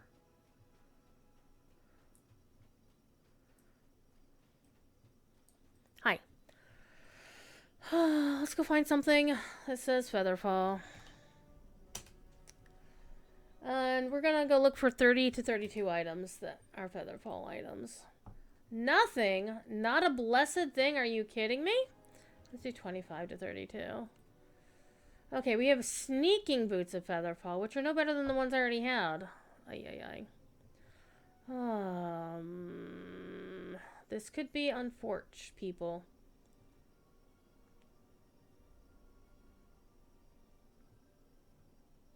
So if I can't use these boots because I'll give up my feather falling, I think what I'll do, at least temporarily, is unequip the boots, hang on to the boots. I'll put them in my, oh man, that means I'm gonna also, I'm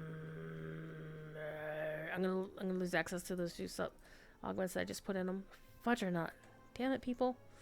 Okay, so I am going to pull my other 2. I'm gonna clean up this error here. Pull these 2 out. But what I'll do is I'll put them in the... I'll put the 2 augments in here. And take the luck bonus and the striding. And then use these other boots for Featherfall. Because I can't run without Featherfall. It's just not happening. It's not going to happen. Okay, so give me that.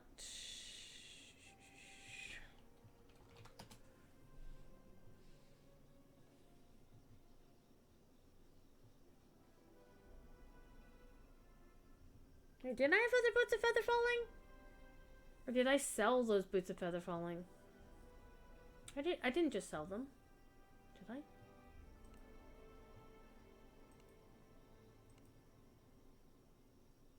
very confused.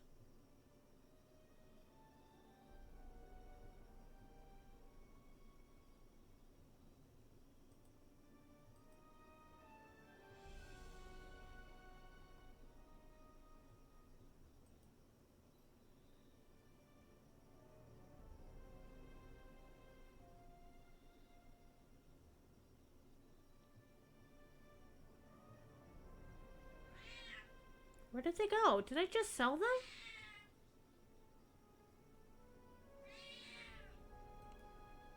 I didn't go anywhere and sell anything. Fifi, what are you doing?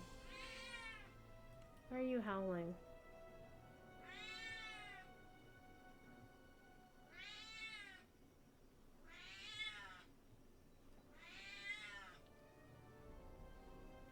Oh wait, these are the ones I was wearing.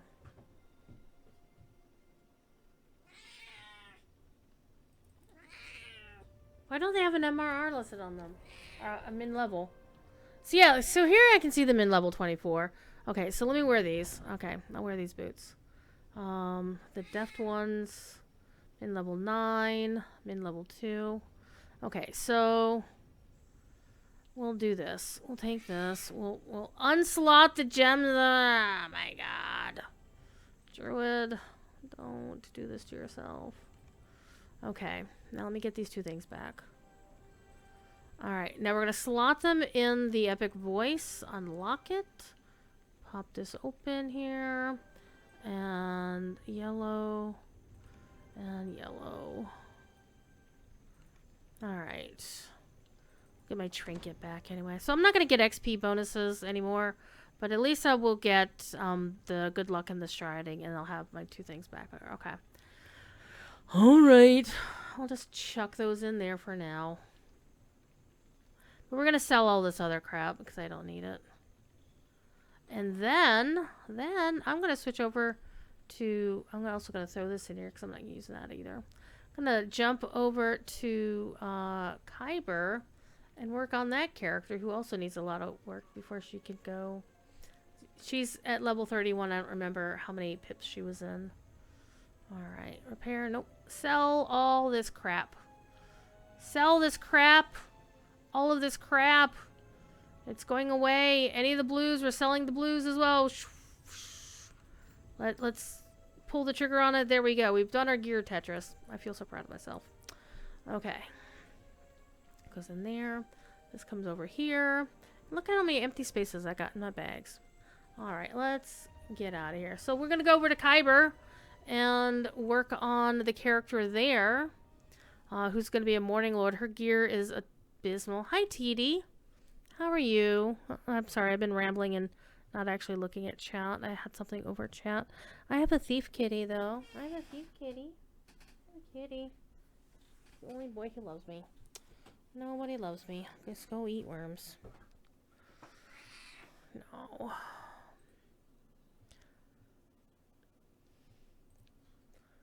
Anyhow, Kyber. We're heading to Kyber. Alright. Double daily dice in DDO this weekend. So if you are playing, roll your double daily dice. If you're playing Locho, use the freebie code. All capital letters. Rep supply, all one word. We'll get you a plus 5,000 rep supply dome.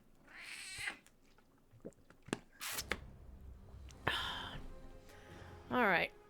You can kind of see my pattern of names. Everything involves the Phoenix. So this character is a character who was born on Hardcore League 1. Season 1 of Hardcore League. And she got stuck in that even though I never played her, I just created her and then I transferred her to Kyber. And she was supposed to have picked up, since she had never talked to the NPC Elminster in the opening place. She was supposed to have immediately picked up level 15 worth of XP once she transferred off of Hardcore League, and that never happened. You heard Thiefy coming. Yeah, he's a bit loud. Hi, Thiefy. You're getting pets right now. Yes, you are.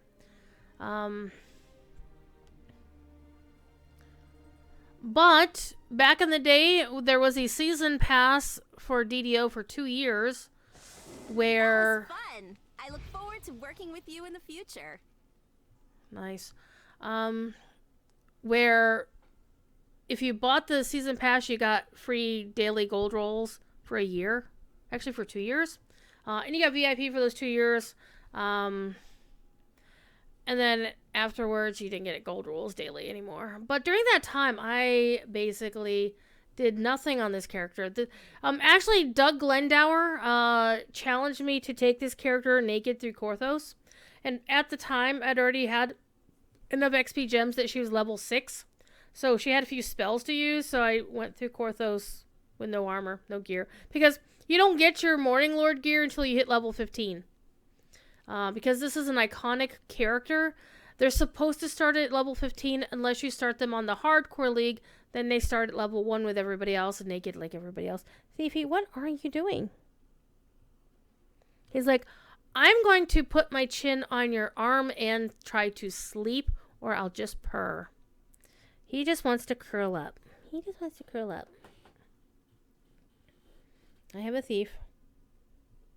He just wants to sleep on me.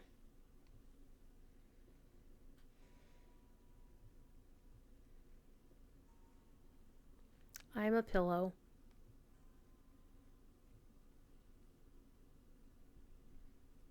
This is a good kitty.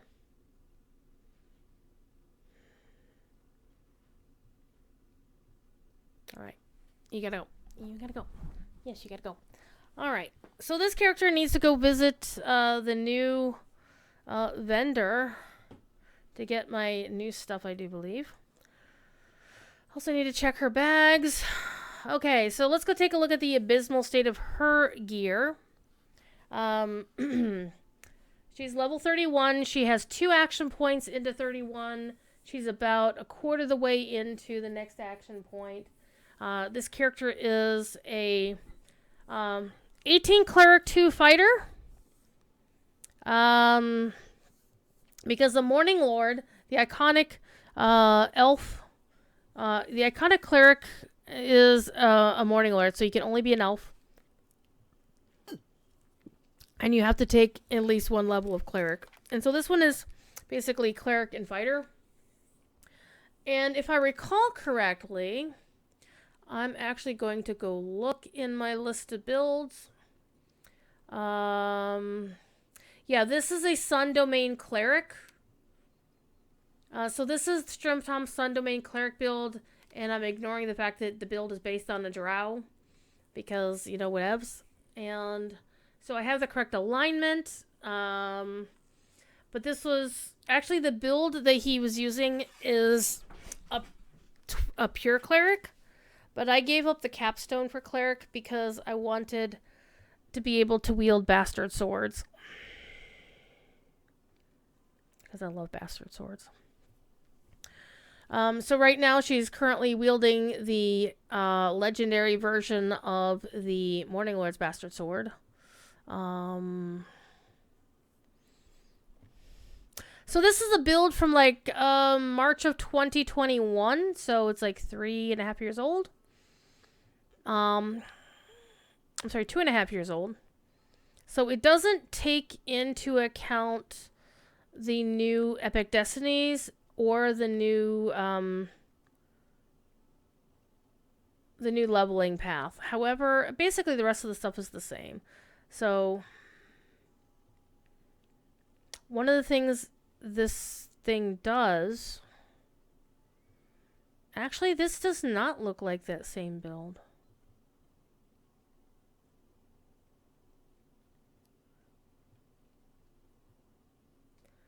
This build looks like it's using the Feydark Illusionist tree.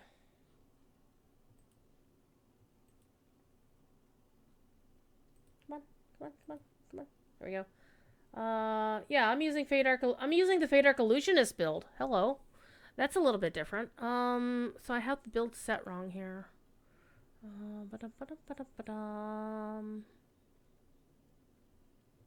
Yeah, okay, I lied. So this is actually a Stromtom build for even older. It's from 2020, from November 2020. So this is a Charisma Melee Cleric. And so yeah. The reason this one's a little bit different, you take Fighter for 2-weapon fighting.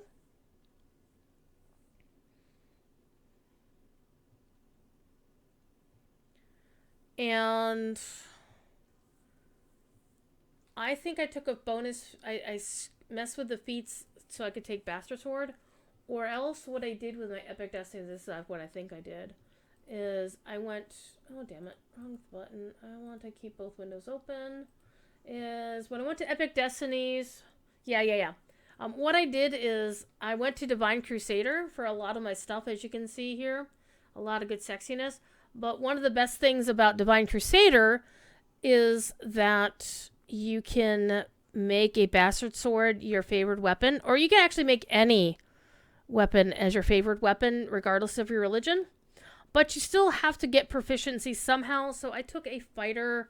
So I basically tweaked it a little bit and switched out one of the...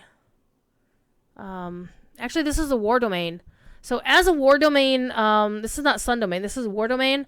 With war domain, I automatically get access to all the weapons. All the weapons.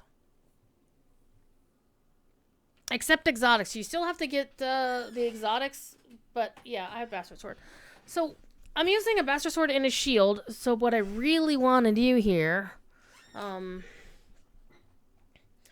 is... Oh, I took two-handed fight. I didn't take two weapons. So I basically tweaked the... I took the recipe and tweaked some shit out of it. So, yeah. Okay. I'm back on the right page. And hey, look, I've got an epic destiny point I can spend.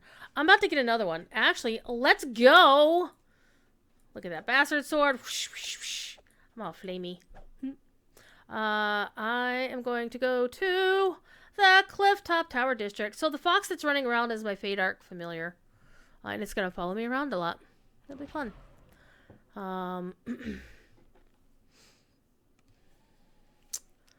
So TD didn't drop any syrup down in here. I'm kind of sad about that. Okay. I would like to claim something. Give me one of everything, please. Okay, we're not gonna play with any of this stuff. I am here for this. And here for that. That over there. Bum, bum, bum, bum. Okay, I need a spot for this, so this is coming over here. So I can put Darling there. So this character is in serious need of help. We're going to go to the bank real quick. Because as you can see, I need to make some space. What is this? Range power, whatever. I'll use it. Alright.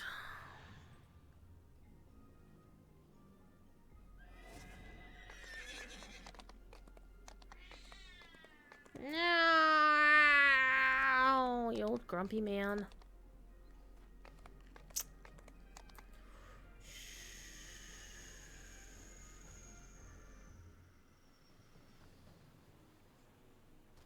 Featherfall for... Whoa, hello. I don't think I've actually had rubber banding like that in DDO. Like, that's the Lotro style rubber band. I don't think I've had that before. Okay. And you know, I didn't want to actually go to the bank. I wanted to go here. That's one thing I wish Lotro could do is mount suppress. Like, when you're close to certain NPCs. Or, like, on the top of Weathertop. Or you know, something like that. Okay. This is going in here for now. And... So let's go take a look at the crappy state of my gear here. So I just have a random ass level 31 shield. But it is a spellcasting implement that's helpful. And basically it's just move silently, physical sheltering, craftsmanship, and plus 12. It's whatever. So I need a better shield. A better weapon could be a good idea. I have my level 15 Sun Elf thing.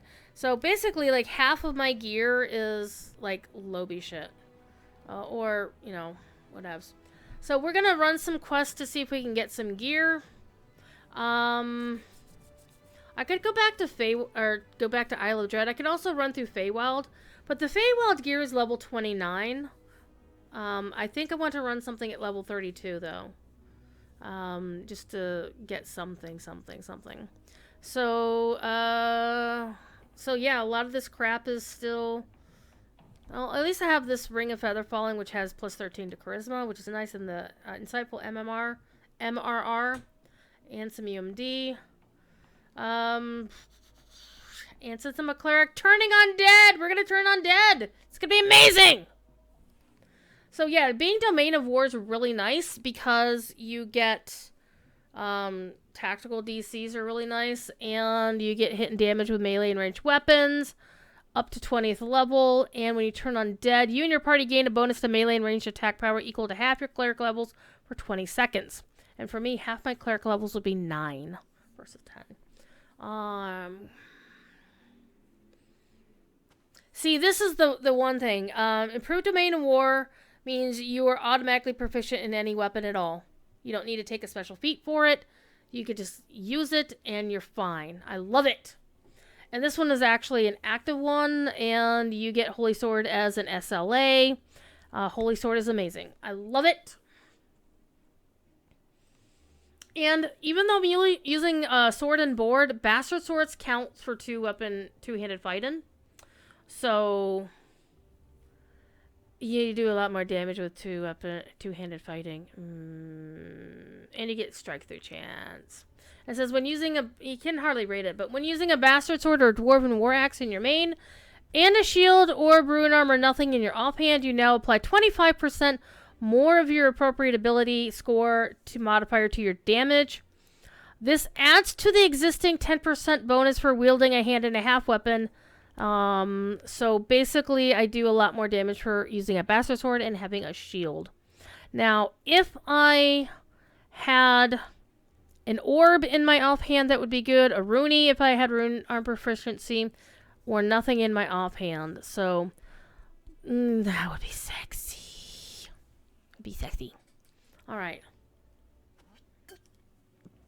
So what other gear do I have?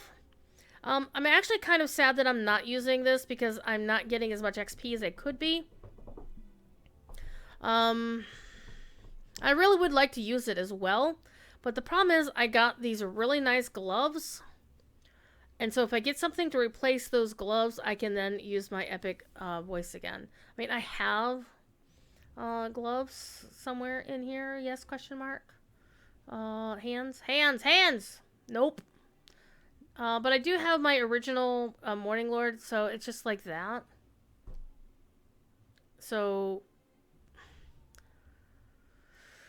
this is much better than that. So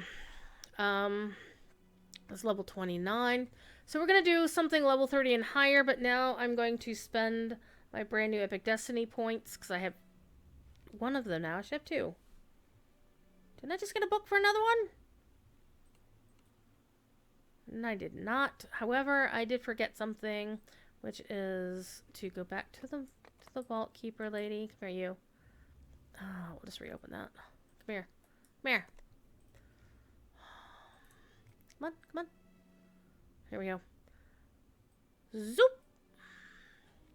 And zoop. I really need to get a bag for hirelings. I also have this, which I kind of really want to use, but I don't really need intelligence on this character. Magical sheltering would be nice. Natural armor voice would be nice. Magical efficiency, again, I don't really need it because I have a lot of spell points. I'm not really going to run out of spell points. But let's go find some quests to do to get some gear. I've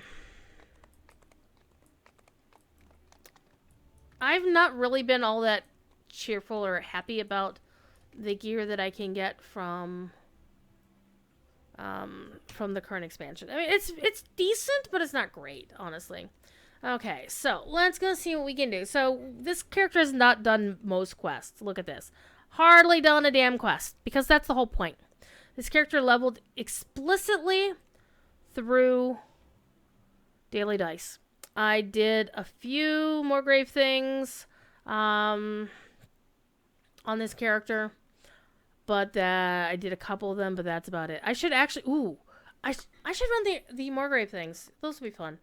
Those are fun little quests. There's a couple of ways to get back up to the top. Well, actually, there's 3 ways. One is I could just use my teleport item. I could jump on this. And there's also a little thing right there that can blow you up. That's one of the things they like to do in Sharn, is have those little air jets that blow you up.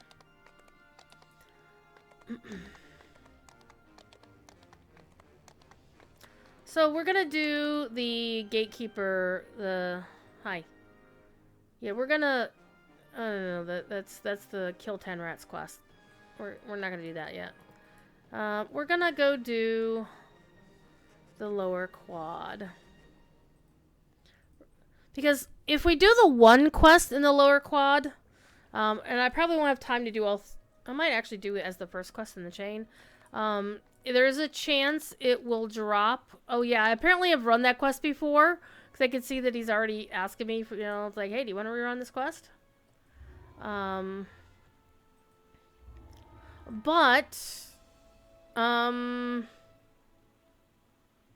I'm here for XP, so I should do the quest that I haven't done before.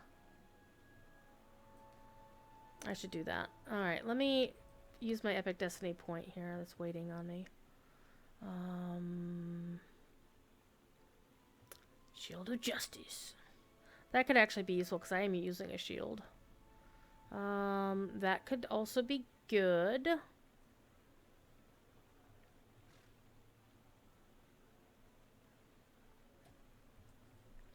What spell types am I using?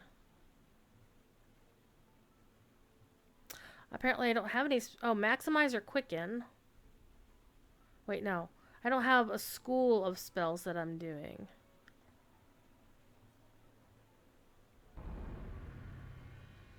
Okay, so that would not be helpful. This... Unconscious...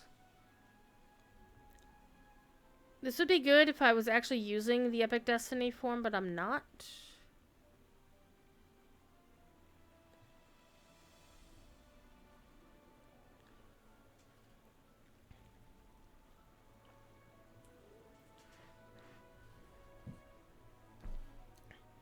I'm actually using this Destiny Mantle.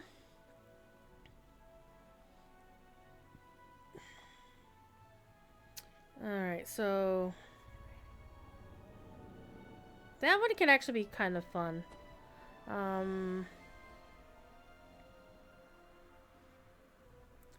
Saving Grace, huh? So that one doesn't help. That one doesn't help. Nope. That could actually be fun. Or I could pick Draconic Incarnation. Okay.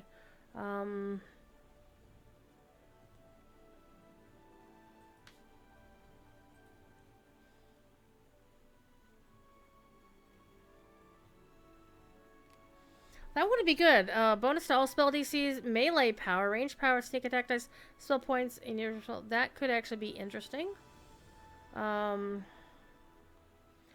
Also, if I get another one, then I could take this and get... Well, I have to be level... Oh, I have to spend more points in the tree. Never mind. Okay. Fate Singer can be fun. Positive... Because I'm actually using a lot of Fate Singer on the Bladeforge Paladin. So that's 5 melee power, 4 range power, maximum spell points. What was the other one? Shadow Dancer... Melee range, sneak attacks, spell points. Pretty much the same. Primal Avatar. You select a path. Firelight, positive, universal spell power, spell points, and blah, blah, blah, blah, blah. Yeah, none of those. Fury of the Wild. Actually, Die Hard would be useful, and the melee power also useful. I might go with that, because Die Hard can be handy. And Die Hard is a Christmas movie. Fight me. Did I just look at Prime? Legendary Dreadnought. 15 hit points. So other ones will give me more hit points and Fury of the Wild. We just looked at that. Sharadi Champion is more of a ranged thing. Ranged power, blah, blah, blah. Grandmaster of Flowers. That one is not for me. Magus of the Eclipse is broken. No, it's not. It's actually pretty decent. Unyielding Sentinel. Also Die Hard Feet. 35, 25. That one actually might be better. Yes, maybe. Macro Technic is the new sexiness. I'd have to actually go to the junction of the spheres to unlock that, but it's not something I would want to get anyhow.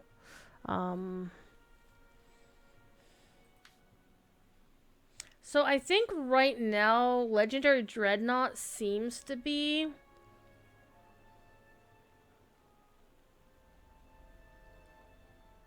the best option here. No, Legendary Dreadnought. Wait a minute. What's the Unyielding Sentinel? Was the other one?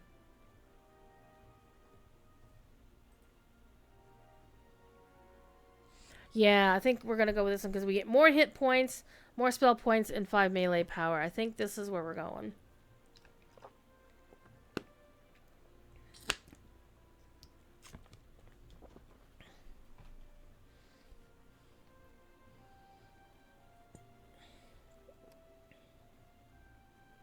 Yeah, I think that's where... Cause we got so much stuff in Divine Crusader. I really don't need shield bashing. Because I'm not using shield bashing as a skill. So let's go with that. Alright. Let's go do a quest that'll get us more XP. And do I have more XP? Where is there a banker here? I don't think there is. You know what? Screw it. Let's do a quest. Let's see how I do. It's been a while. Alright, we're gonna go in on... We're gonna go in on hard. Hopefully having like 5 billion hirelings will help with this. We'll see how it goes. And if I die, well, we'll come back and do it on normal. Okay, so I'm going to summon my Albereth, my Were-Rat for trapping, Teal, Shield Guardian, and I'm generally going to go with the Feywild Muse, actually, is my last one. Because the Feywild Muse can stealth res you.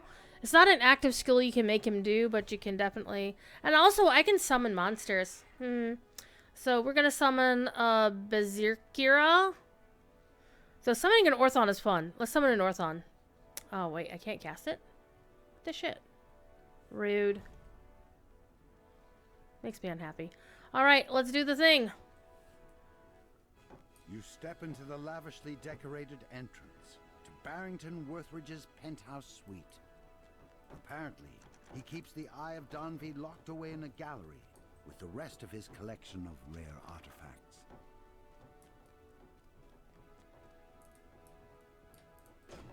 We're gonna break all your shit, buddy!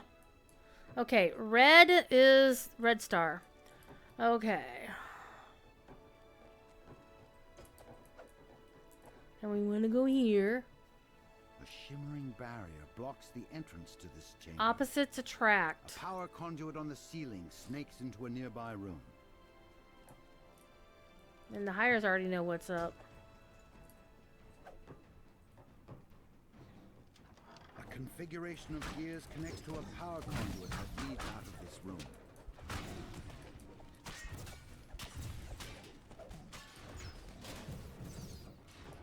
Now, one thing is, for this particular build, I also have Fey Dark Illusionist, so I can also imbue my weapon with Shadow to add Shadow Blades and gain additional thing. I can also conjure Shadow Blades. May use my Charisma modifier for their attack, and my Charisma mod is pretty nice. My current main weapon is using my Strength. So if I, for example, conjured a Shadow Blade. That was fun. I look forward to working with you in the future. Thank you. And look at my damage. And that will dissipate after a while. We'll see how it goes.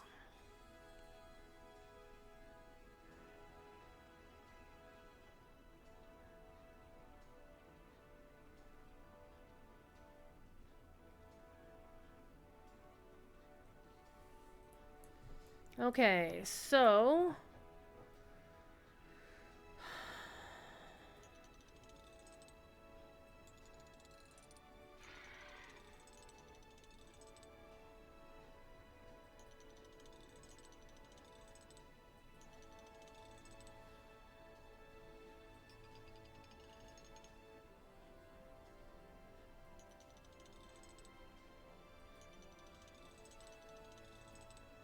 mechanism clicks into place, and the power So conduit opposites, like blue and red, red and blue.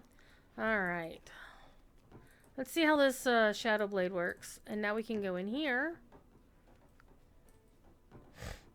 Judging by the rare antiquities that line the walls, you've found Wethridge's gallery. By the Eye way, of look at the Donville normal hovers above statue a with the pedestal little in green the hat on center it. of the room. We'll see, that's the mark of the traveler. Let's pick it up. No! Touching the Eye of Donville has teleported you into a strange new place. Is this a courtroom? It is. A huge sphinx in the back of the room nods its head in greeting. Welcome, stranger, says the sphinx. I am the guardian of the eye. A challenger for the eye must follow my rules. Come, let us talk. The sphinx says that you may take the Eye of Donville, but only if you can find evidence proving that its current owner does not deserve it.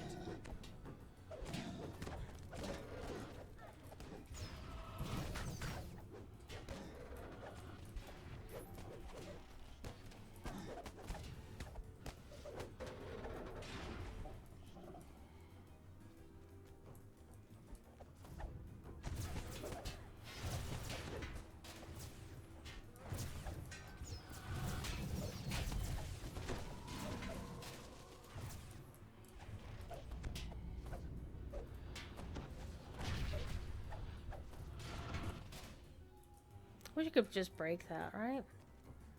Alright.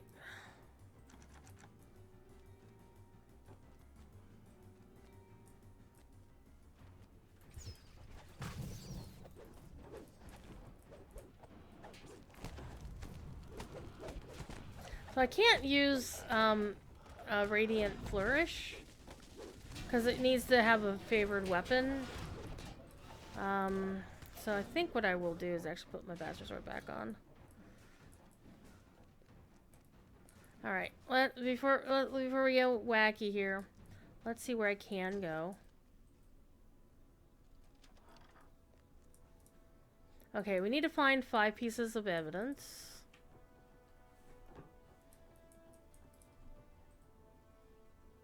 We heard doggos in here earlier, and there they are.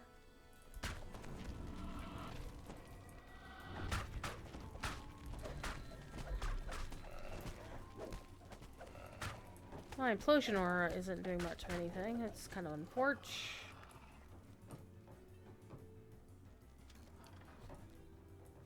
Tia was like, "Where's mine? How dare you fight things without bringing me here?" So basically, all these doors you can't pick. You have to unlock them in certain ways.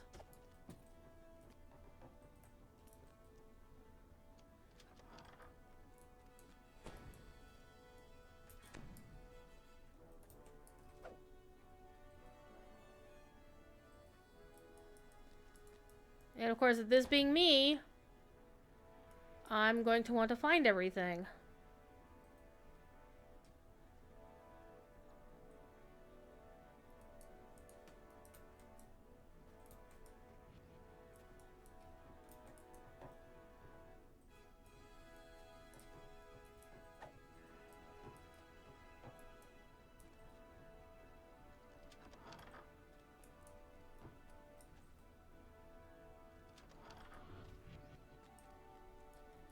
Alright, here's one.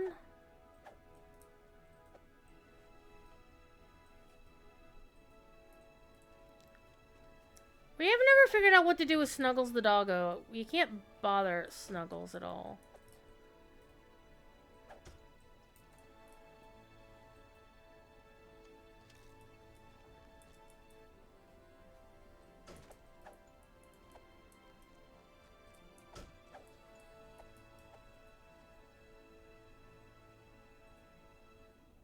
Pile of money, huh? Sacred Tome. I always find Sacred Tome is very useful. As a cleric.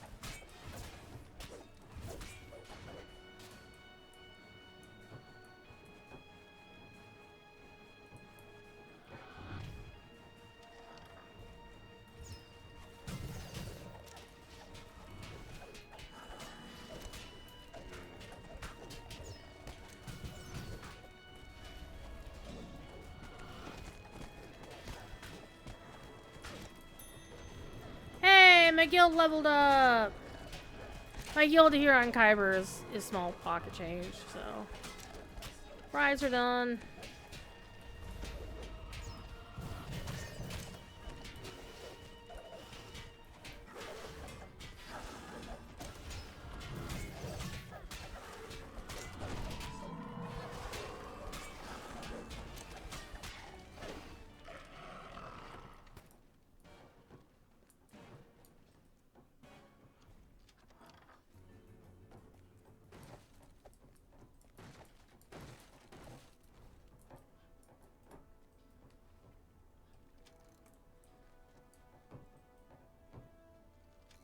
When you pull this lever, you hear gears screeching in the lobby. Well, that sounds like it's the elevator. It is the elevator. Okay, so let's go exploring, shall we? Let's go upstairs first. Look through everything up here. Fight everything up here.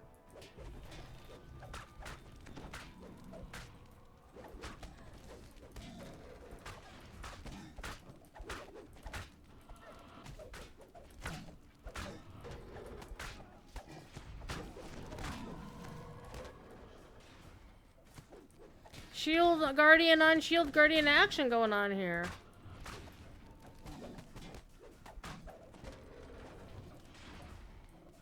Alright.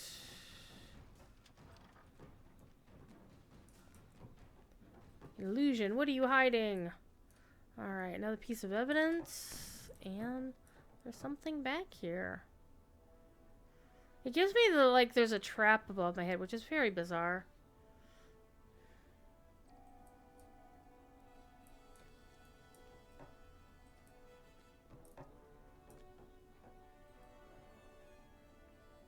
Let's see if Darling finds anything else. I don't think she will.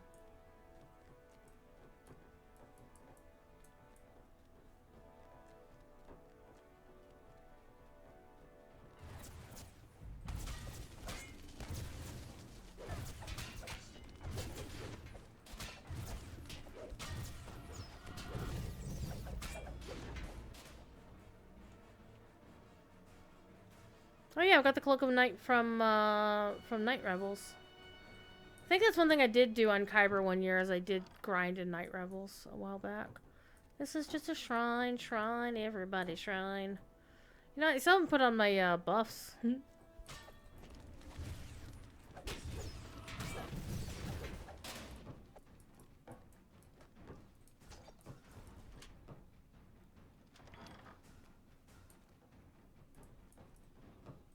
Oh, darling.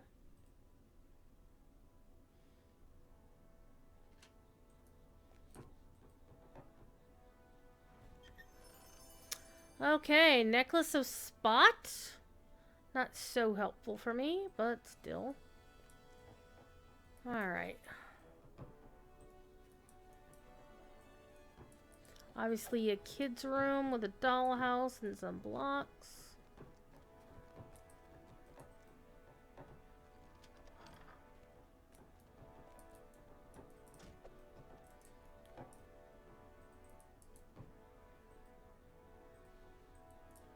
You have been compromised.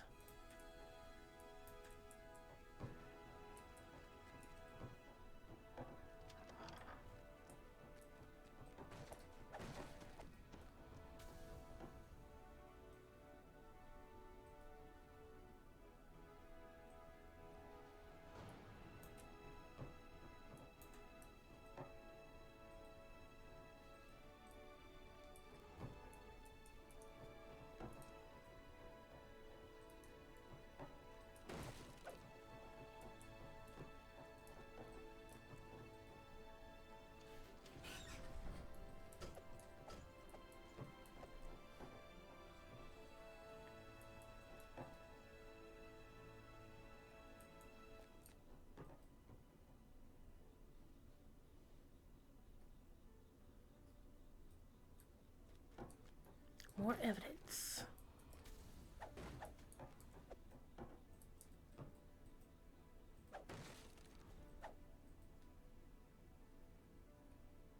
Oh, darling.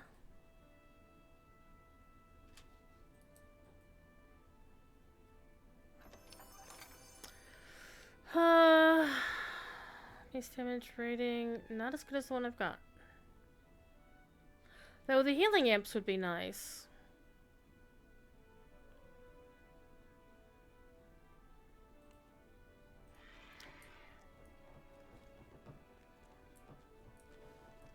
Alright, I think we found everything up here.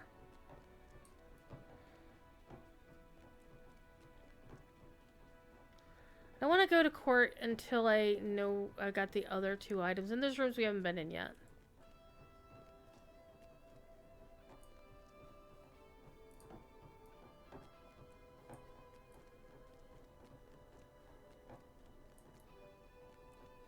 Like there's that room.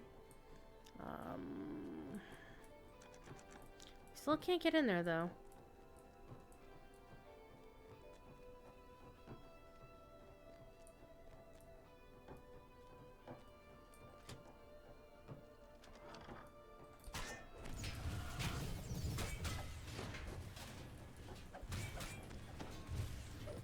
Hidden things.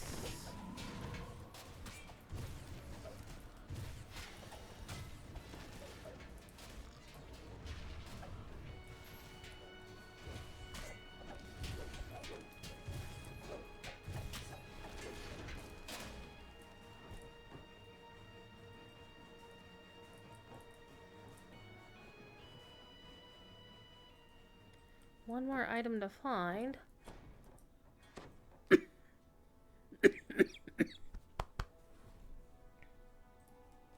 And the iron key. Which will probably get us into the last door we couldn't get into, which...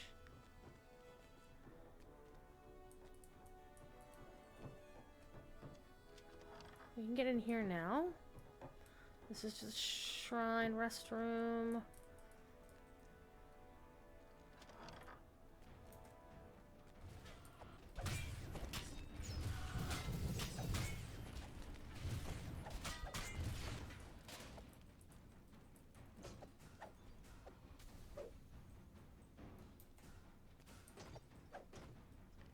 And how are we doing? Ransack. Alright, got a ransack. So now we just need the last... Oh, this is triggering off the shrines. I think we got all the rooms. Except that one.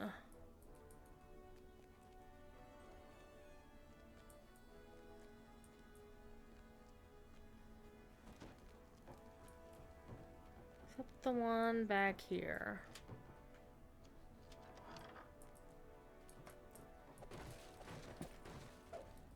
I think that's where the last piece of evidence is. Yep, there it is. That wasn't it. Maybe this is it. Bingo! XP gotten. Alright, now we can go to court.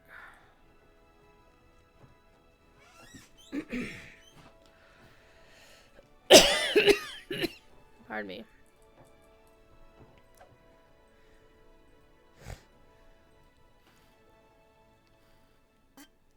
You re-enter the ethereal court.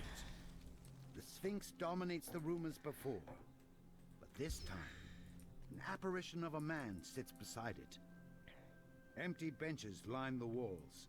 Seats for a jury that doesn't seem to exist.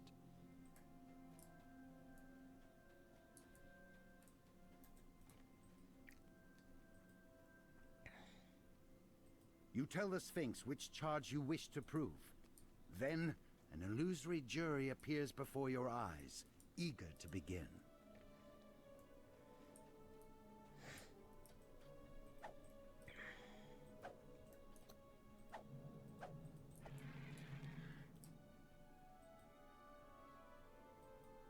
Now that you have finished examining your evidence, you must present it to the judge. You place the evidence on the stand and describe the circumstances surrounding how you found it. The Sphinx turns to Barrington and says, "Defendant, explain yourself." You know what I say? Hearsay! Order in the court, says the Sphinx. This is not the time for complaints, defendant. State your case. While the Sphinx continues questioning Worthridge, you notice the jury growing bored and restless. The jury cheers at your smooth moves.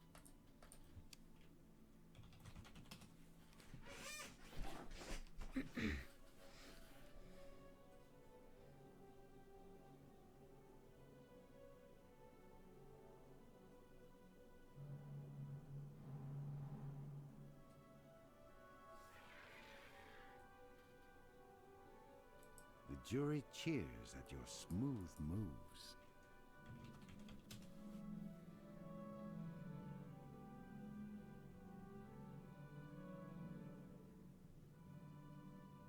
Some of the races have really interesting dances in this game. And they have, each of them have 2 dances.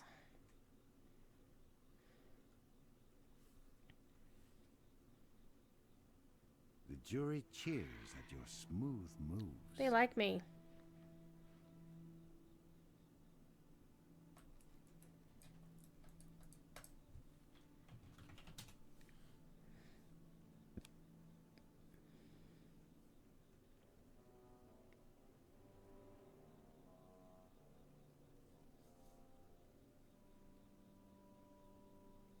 The judge finishes questioning the defendant. You may now ready your next piece of evidence.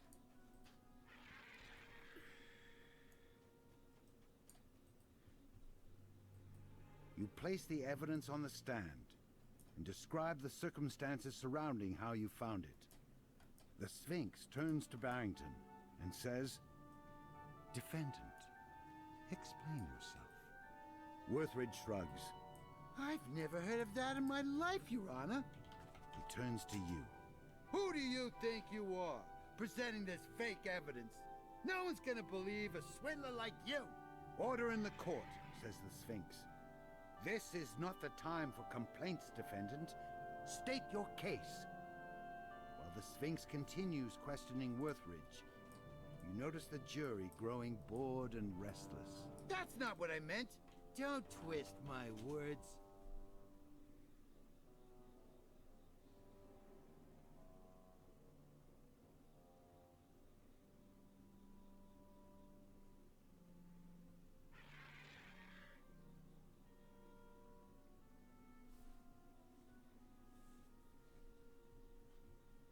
The jury cheers at your smooth moves.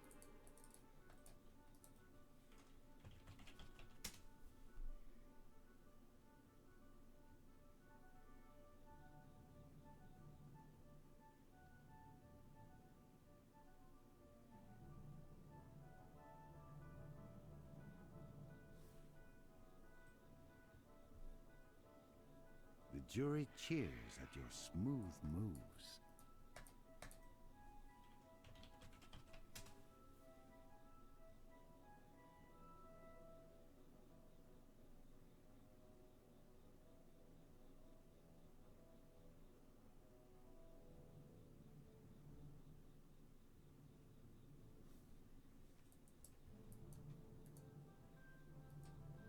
The judge finishes questioning the defendant. You may now ready your next piece of evidence. You place the evidence on the stand and describe the circumstances surrounding how you found it. The Sphinx turns to Barrington and says, Kneel on "Defendant, yellow." explain yourself." Do you know how hard it is to make it in this city? Give me a break. "Order in the court," says the Sphinx. "This is not the time for complaints, defendant. State your case." While the Sphinx continues questioning Worthridge, you notice the jury growing bored and restless. Worthridge scowls at the judge. As I said, I'm just holding on to that for a friend.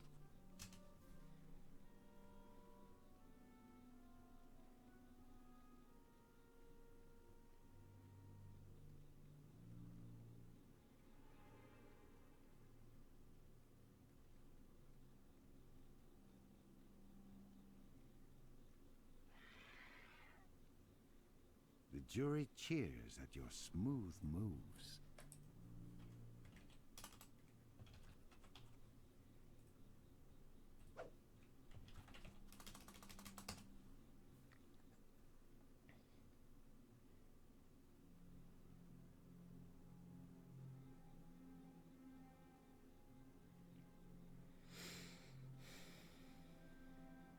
The jury cheers at your smooth moves.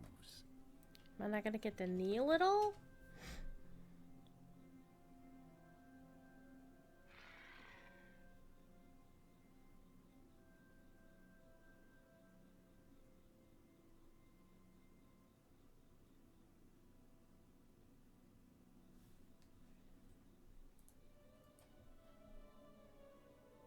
You've finished the challenge and submitted all 3 pieces of evidence to prove this charge.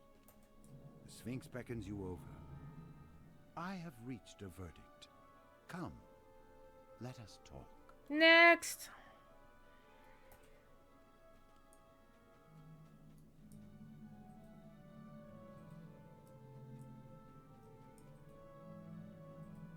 You place the evidence on the stand and describe the circumstances surrounding how you found it.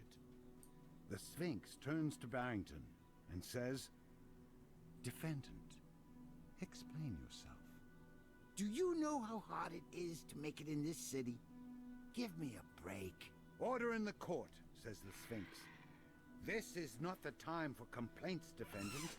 State your case." While the Sphinx continues questioning Worthridge, you notice the jury growing bored and restless. You stand before the jury, ready to give your speech. As you begin, you watch for the jury's reactions. The jury finishes their deliberation and decides to accept your words. You may continue. You continue your speech with more confidence. The jury ponders your words. The jury finishes their deliberation and decides to accept your words. You may continue. Worthridge scowls at the judge. As I said, I'm just holding on to that for a friend.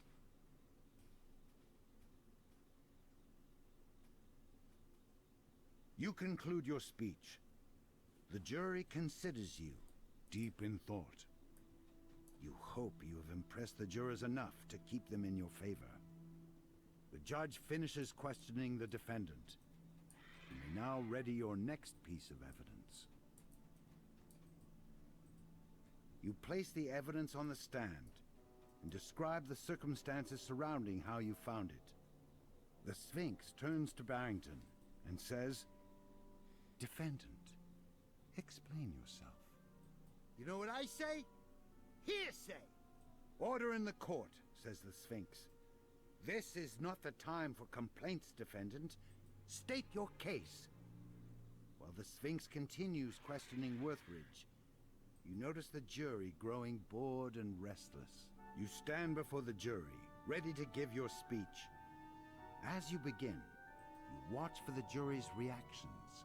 The jury finishes their deliberation and decides to accept your words. You may continue. I never said, do it or else. I said, do it. I'll help. You continue your speech with more confidence. The jury ponders your words. The jury finishes their deliberation and decides to accept your words. You may continue. You appeal to the jury with one last statement, delivered with aplomb. You conclude your speech. The jury considers you, deep in thought. You hope you have impressed the jurors enough to keep them in your favor. That's not what I meant. Don't twist my words. The judge finishes questioning the defendant. You may now ready your next piece of evidence. You place the evidence on the stand and describe the circumstances surrounding how you found it. The Sphinx turns to Barrington and says, "Defendant, explain yourself." Do you know how hard it is to make it in this city? Give me a break. "Order in the court," They like says me. the Sphinx. "This is not the time for complaints, defendant. State your case." While the Sphinx continues questioning Worthridge, You notice the jury growing bored and restless. You stand before the jury, ready to give your speech. As you begin, you watch for the jury's reactions. The jury finishes their deliberation and decides to accept your words. You may continue. You continue your speech with more confidence. The jury ponders your words. I never said, do it or else. I said, do it. I'll help. The jury finishes their deliberation and decides to accept your words. You may continue. You appeal to the jury with one last statement, delivered with aplomb. You conclude your speech. The jury considers you, deep in thought. You hope you have impressed the jurors enough to keep them in your favor. You've finished the challenge and submitted all 3 pieces of evidence to prove this charge. The Sphinx beckons you over. I have reached Guilty. the verdict. Come, let us talk.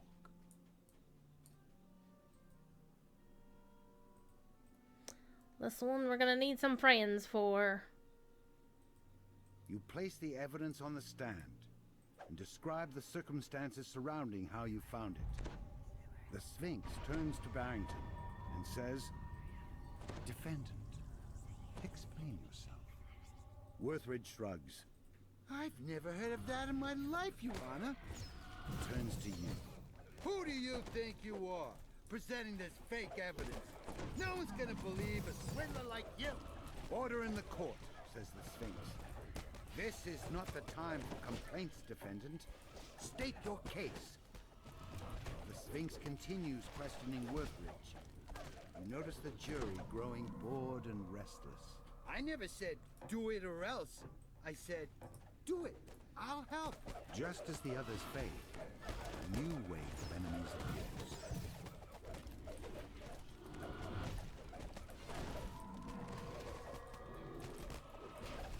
It's a bit bright in here.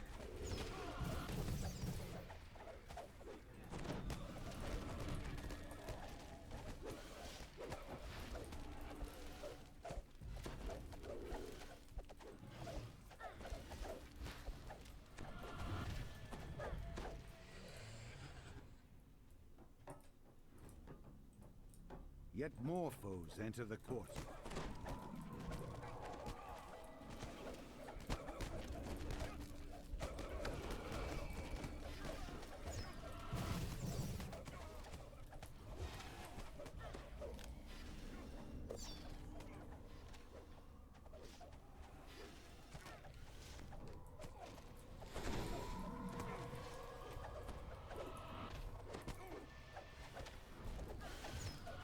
It's a quill, isn't it?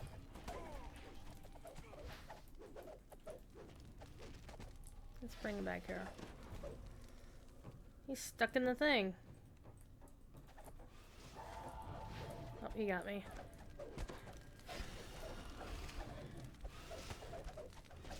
The last of your enemies disappears in a cloud of mist.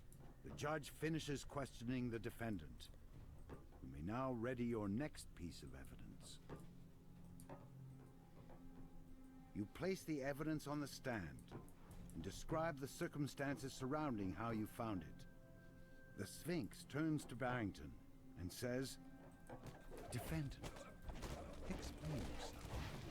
Worthridge shrugs. I've never heard of that in my life, Your Honor. Turns to you.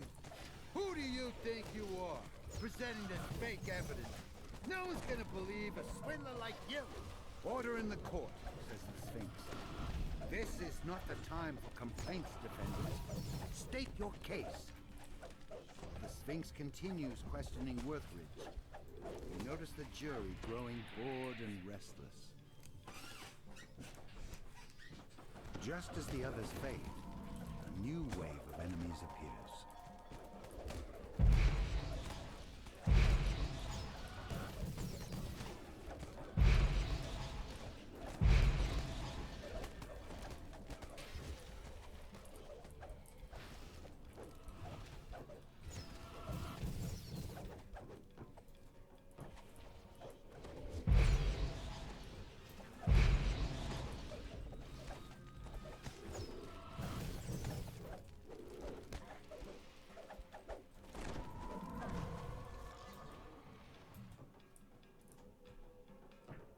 Yet more foes enter the court.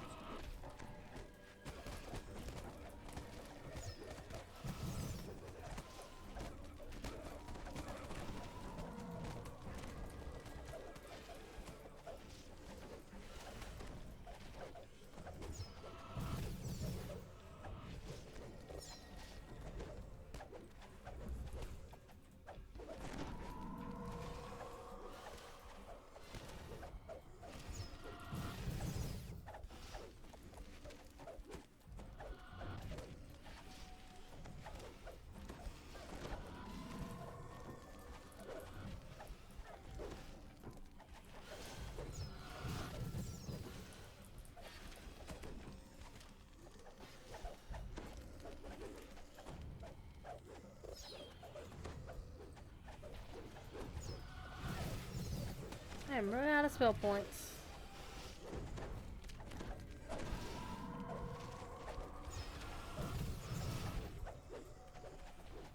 Yeah, the Spirit Blades really do cost a lot of spell points.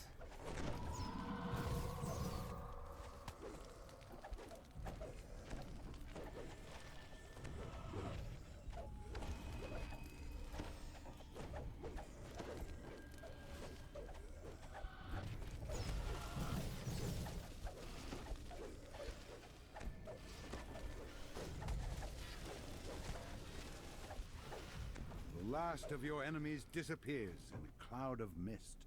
The judge finishes questioning the defendant. You may now ready your next piece of The evidence. last item, thank goodness. You place the evidence on the stand. And then Describe we'll the get the circumstances shrine, and then we'll do the surrounding end how you found fight. it. The Sphinx turns to Barrington and says, "Defendant, explain yourself." I object! How dare you? Says Worthridge. "Order in the court," says the Sphinx. "This is not the time for complaints, defendant. State your case." No! Sphinx continues questioning Worthridge. You notice the jury growing bored and restless. That's not what I meant. Don't twist my words.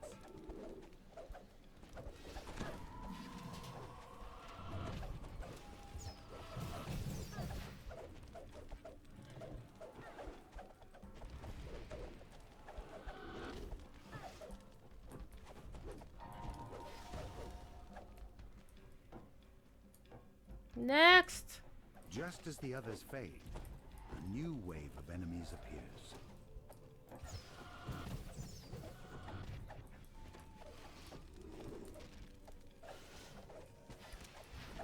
Get the quell out of here first.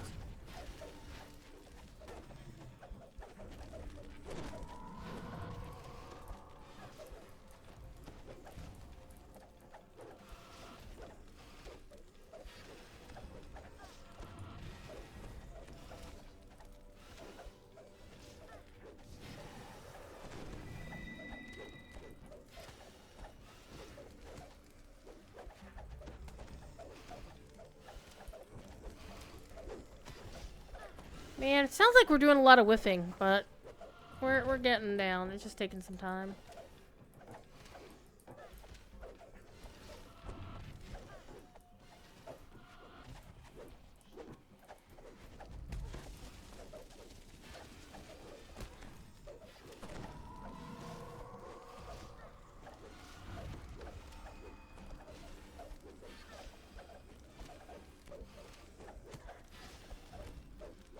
Getting some big hits on them here. There we go. Where'd he go? Yet more foes enter the Oh, court. God. Well, these will take forever. That'll be fine. It'll be awesome.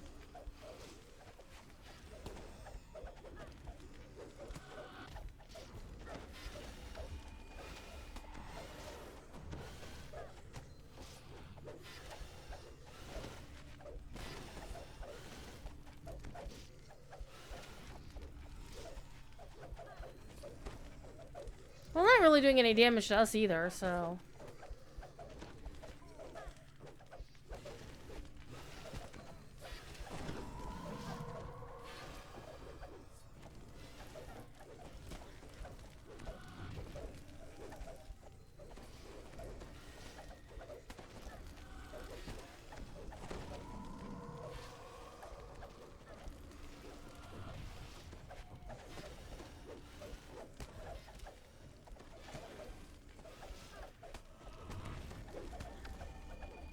Smite. Which dungeon is this? This is Order in the Court from the Grip of the Hidden Hand preamble to Vecna Unleashed. Alright. Buck's firing this butthead.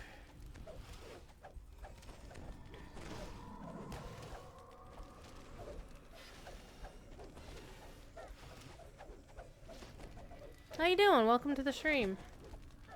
Just having a quiet, chill night with some DDOs. Just trying to get this character to level cap. This will probably be my project for a little while. She's level 31, rank 8, so she's got 2 action points. And about a third of the way in. A quarter to a third of the way in. To the next action point. And the third action point. I'm out of spell points, so I'm just like literally just standing here hitting things. You finished the challenge Finally. and submitted all 3 pieces of evidence to prove this charge. Oh my god. The Sphinx beckons you over.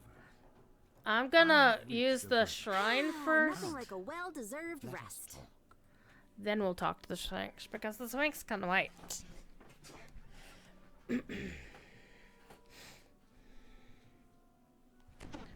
Oh, blessed, beautiful spell points. Alright, let's do our buffs.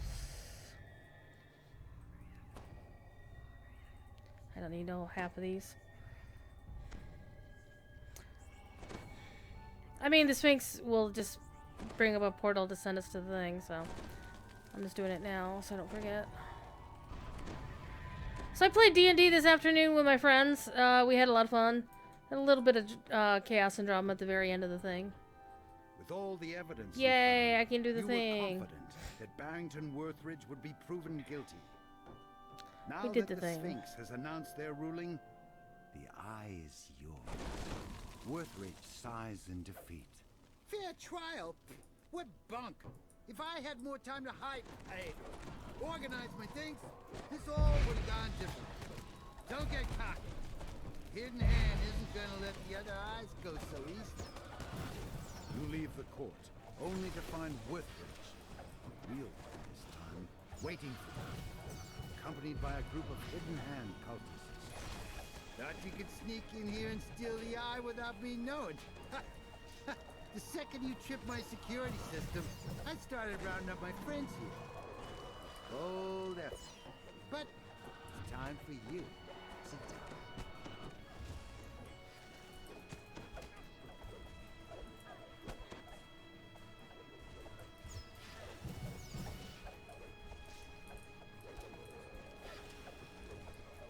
I'll defend you, sir, you dumbass.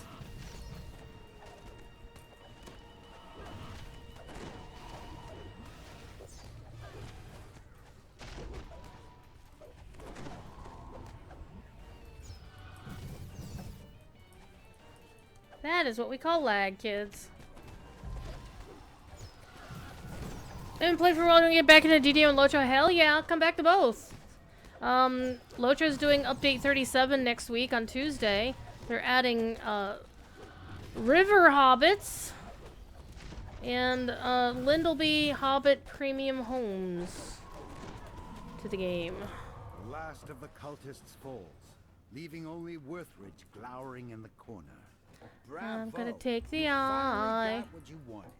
Hell Happy yeah. now? Yes, I am, thank you. Just take the eye and get out of my Isn't this apartment. the best part of adventuring? All the Ooh. trials and tribulations you've been Hello. through, you are I will finally take that. able to claim the Eye of Danvi. That'll be useful.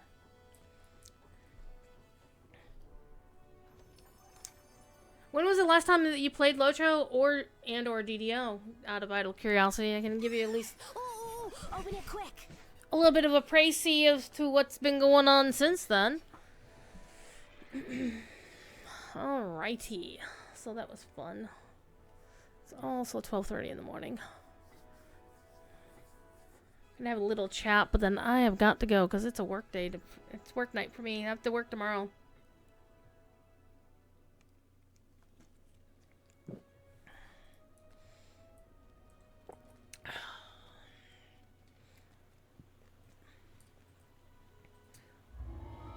Okay, so let's go see what do we got here. There should be something that should be useful. Kopesh, no. Light armor, no, I need heavy armor. Nope. Nope. Okay, Hallowed could be useful because it'll give me ability on turn undead plus 13, but it's level 32. I can't use tower shields.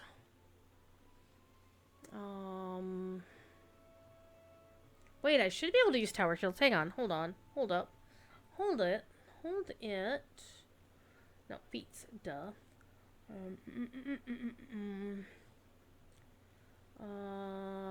Heavy armor, light armor, martial weapons, shield proficiency. I do have tower shield proficiency.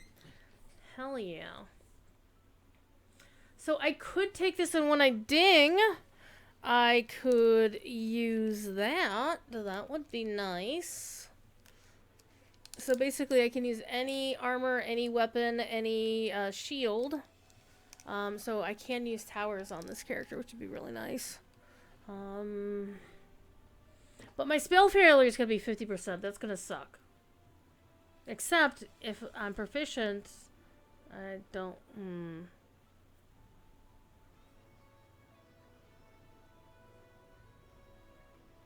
No, I think I'll go with the hallowed armor. Or the yeah, I'm going to go with the hallowed armor. And lock that for my 32. Oh, man. The radiance would be nice. The negative healing imps don't help. Honestly, this shield would be better. Because that's got healing imps, so we're going to hang on to that shield. Yeah, that doesn't do me any good.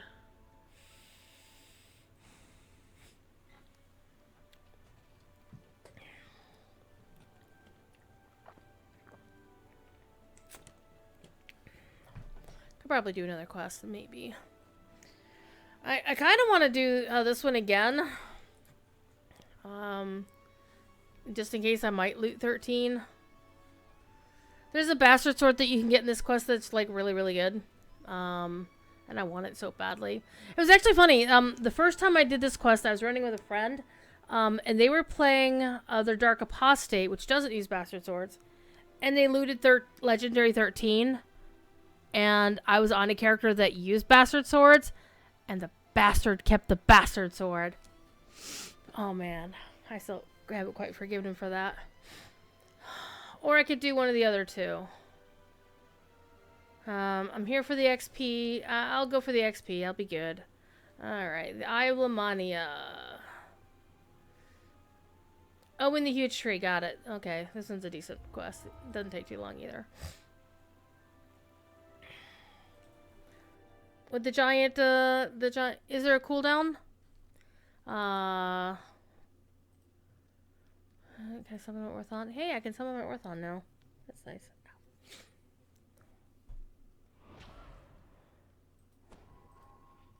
For some reason, I couldn't summon in the other quest.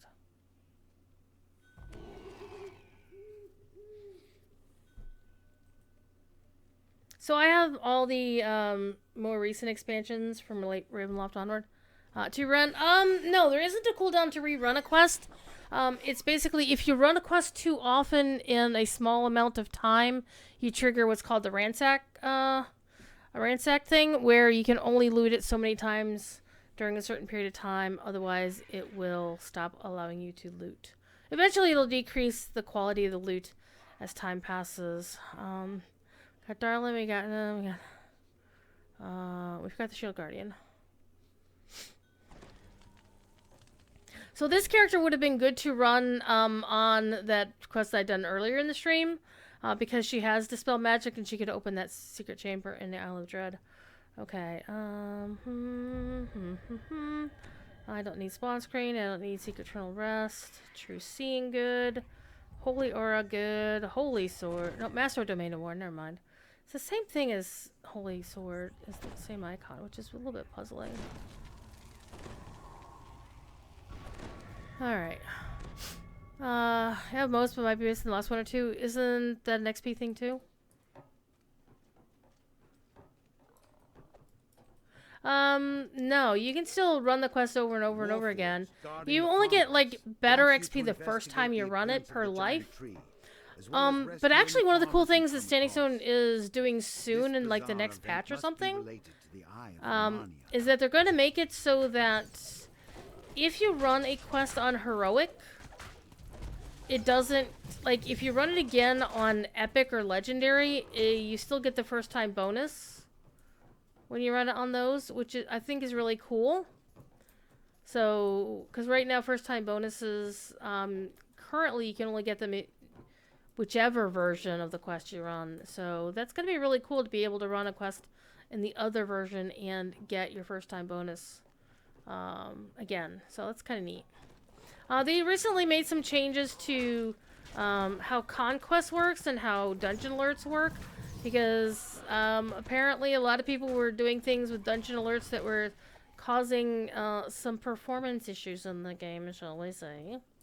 And lag is really a big problem right now. It is probably the #1 problem that Standing Stone, the biggest challenge for Standing Stone right now.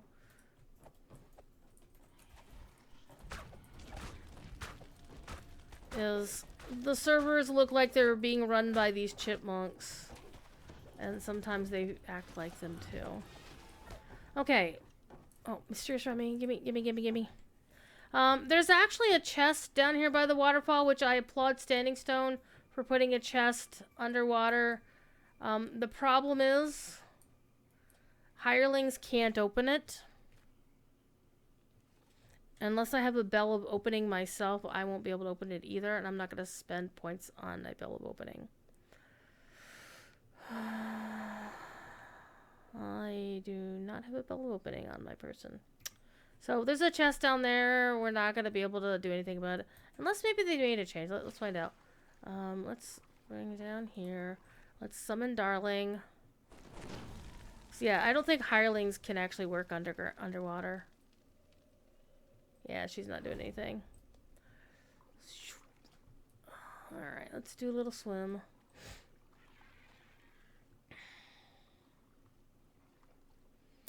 So, I don't know when the last time you played DDO. Like, what's the last expansion you remember coming out?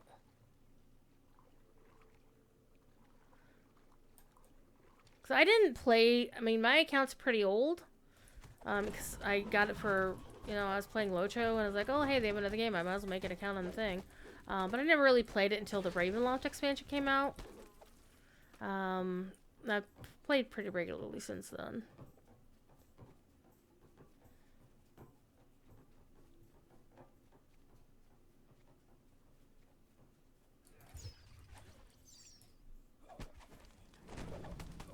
Ha ha ha ha! CC'd your ass back there.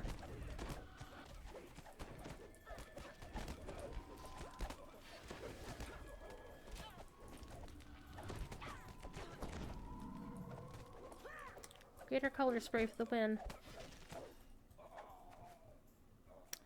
I remember to imbue my weapon with shadow.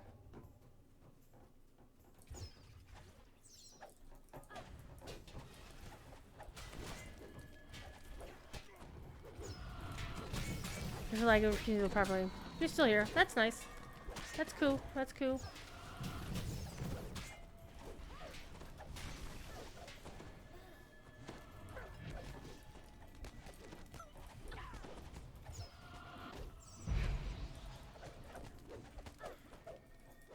Gonna knock you in the water. Chat's working fine. Cool, cool. Hey, they had a box.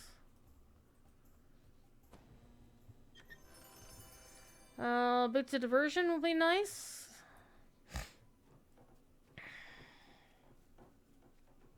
This character's gear is so bad. That's why she's not like nuking everything in orbit. Alright, that's the way up. So I've done this quest a few times, so I pretty much know where everything should be and know where I want to go. Gigantic wolf pups have cornered some farmers nearby. I'm here to rescue all the forlorn farmers.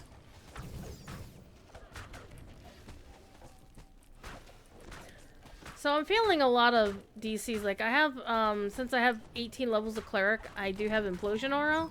The problem is it doesn't work very well because my gear is crap. Because this is a Morning Lord, the iconic cleric. The problem is that half of her gear is still the level 15 gear. Yeah, it does help if you play the quest several times. I like the doggos dancing, and I'm gonna kick the doggo's ass. Alright, we got those guys. We're gonna save these two.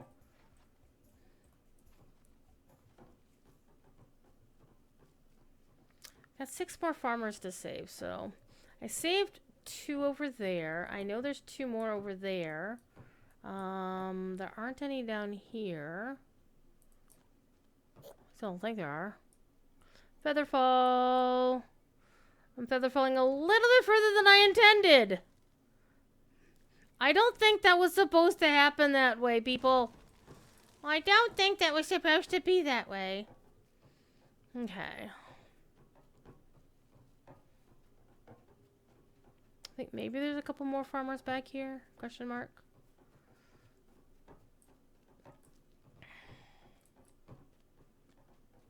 Nope.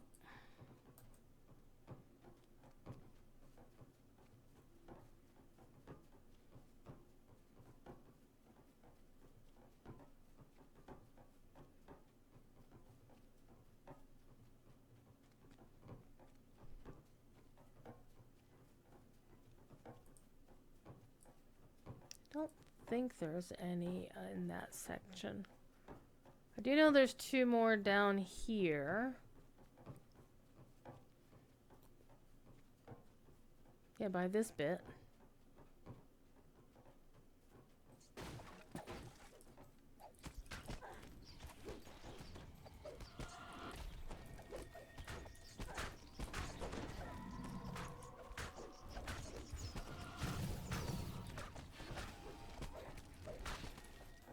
Still, I'm not doing too badly for running on hard.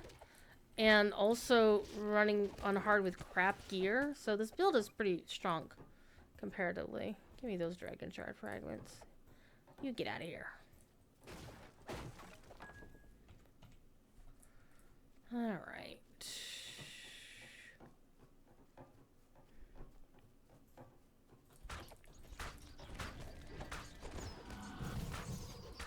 So with Lotro, I don't know when the last time you played Lotro was. Yes, big honkin' displacer beast. We're gonna go fight that here in a second. Okay, so I think I've got all the farmers on this side. Oh, there's some more dudes over here. We're gonna murder them too. We're currently preparing later this year. Like I work there, I don't. Standing Stone is going to be launching the Umbar expansion. Currently, we are revisiting Gondor.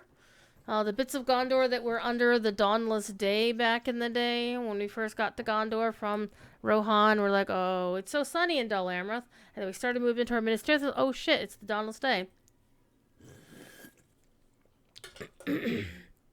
But now we're revisiting those parts of Gondor after the ring's been chucked in the fire.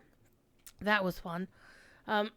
We've gone from Mordor to Northern Mirkwood, the Lonely Mountain, out to the Iron Hills, up through the Grey Mountains and the Withered Heath, down into the Vales of Anduin, up to the Bjorninghuis. You log in every 6 months to pay house maintenance. Nice. Oh, cold water is such a good thing. Then we went up to the Elder Slade into Gundabad, and now we've gone to the wedding of Aragorn and Arwen, which is a beautiful bit of content. Amazing music by Mr. Bill Champagne. I will never say ill about music in Lotro because it's just so damn good.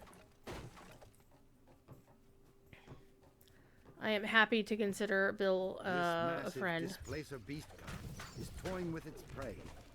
Several terrified farmers.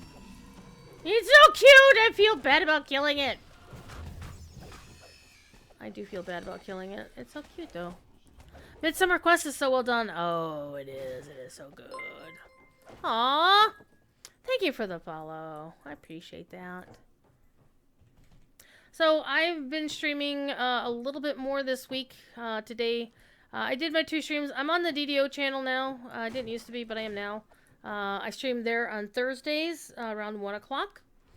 Also, starting next Thursday at 5 o'clock Eastern, No Bob from the dev team is going to do a bi-weekly series for a while. I don't know how many episodes he's planning on it, but bi-weekly he's going to do The Joys of Deving with No Bob, or actually, because his real name is known, so I'm not, doxing anybody. The Joys of Deving with Bob Hess. And yes, it's a 1000% reference to the joy of painting with Bob Ross. And what he's going to do is he's going to actually show the dev tools of how they create quests. Because at PAX East this year in Boston, there was a thing where they had done... Actually, Standing Stone had a panel at PAX East. I don't remember the last time they've had a panel at PAX East. It's been since the Turbine days, so it's been several years. And so, him and a couple of the other developers and Tolero as the producer were there. Do I want to go up here? Yeah, because this is not finishing. This is like, yeah, this is a side thing.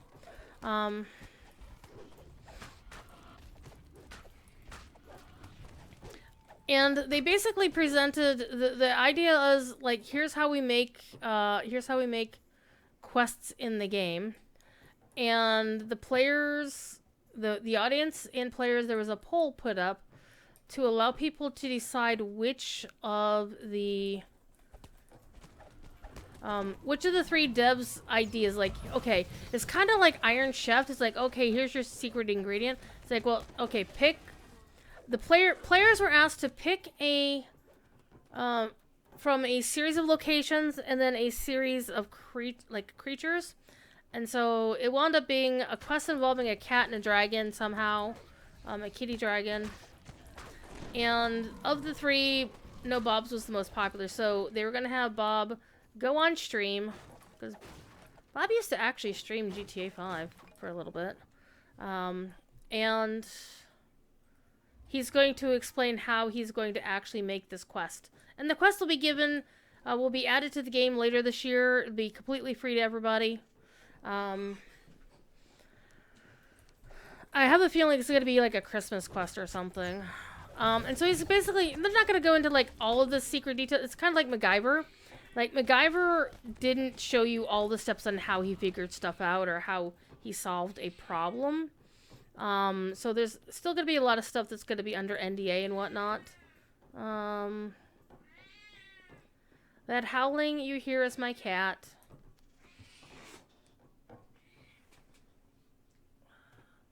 This is my cat. He's a butthead. No Bob, Nohbob. He's one of the developers at Standing Stone. Awesome dude. No Bob actually took a few of us players, a couple of his friends in the player community, and I was allowed to tag along to a taqueria up in Harvard. Oh, yes, he's a butthead. Like he's my kitty. He's my kitty. What are you doing? What are you doing? He's looking at me. He's also purring. He likes to meow. Hi.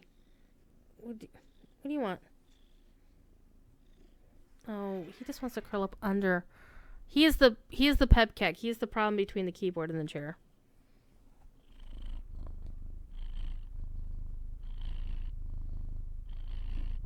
I don't know if you can hear him purring. He is so purring. All right. So I was invited out to dinner with all these people, a mutual friend, and he took us to this taqueria up in Harvard. And every year since then, I've gone up to Felipe's and gotten their big-ass burritos. Like, this is my water bottle. The burrito was about as big as as big as this, and it was like $8.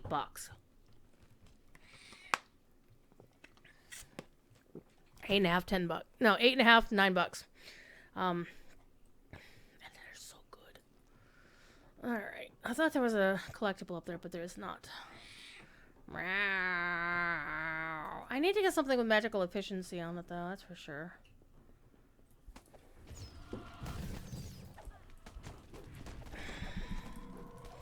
I think there's a shrine as soon as I get inside, anyhow. Is that the same cat I had a few years back? Yes. Thief here is going to be 18 years old in October. He's old. So, yes, this is my same Thief kitty.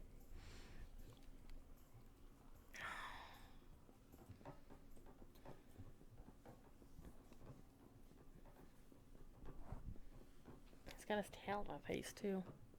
A woodworm stands before a nearby hollow that leads deep into the tree. You can see that this goblin won't let you pass peacefully.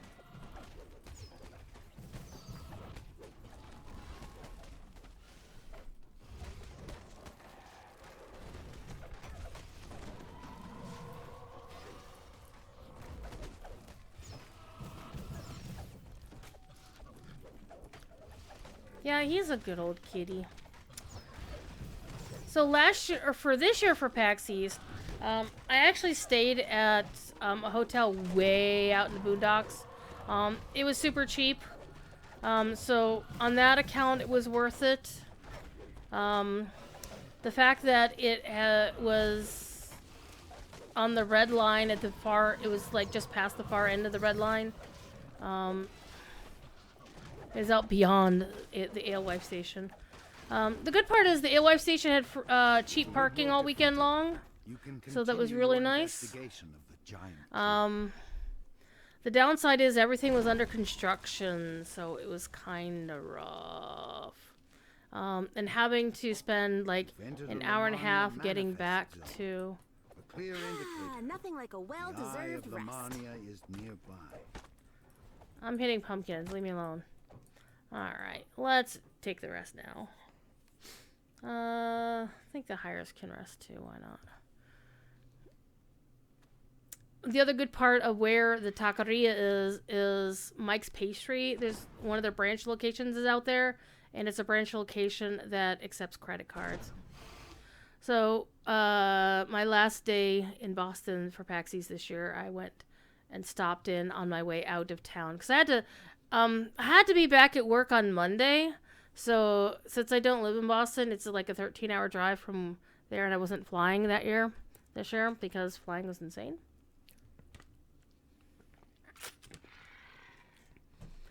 And, I went and got me 2 burritos, one to eat and one to, take with me on the drive. And I got me a box of Mike's. Was there good transport? Did I drive to? I actually drove. No. What I did is I actually drove my car to Massachusetts, which I'm probably never doing that again. And I parked in the parking garage at Alewife Station, which is at the very northern end of the one stretch of the red line. And then I would just take the train in to South Station and then switch to the Silver Line and then get off at the Silver Line station at the World Trade Center, which was the stop closest to the convention center. So there was a bit of exercise involved, which, I'm not adverse to necessarily. It's just, it was rough. And so I probably won't do that again. I'm going to try my best for PAX East next year to make sure that I am prepared to have a very close hotel because that travel was bad. Not falling asleep waking up at the end. No, I didn't do that. I'm always very paranoid about that, in fact. But part of the problem was on the Saturday of PAX, since I couldn't stay for Sunday of PAX, I actually was driving home for Sunday so I could be at work on Monday. Y'all fighting. Y'all fighting something down here. Hi.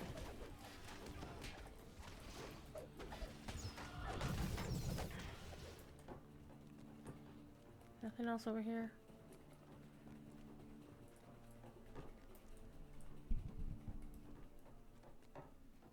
More pumpkins to beat up. Giving me that Night Rebels vibe, I'm telling you. And that Saturday and Sunday, I wasn't there for Sunday, so I wouldn't know.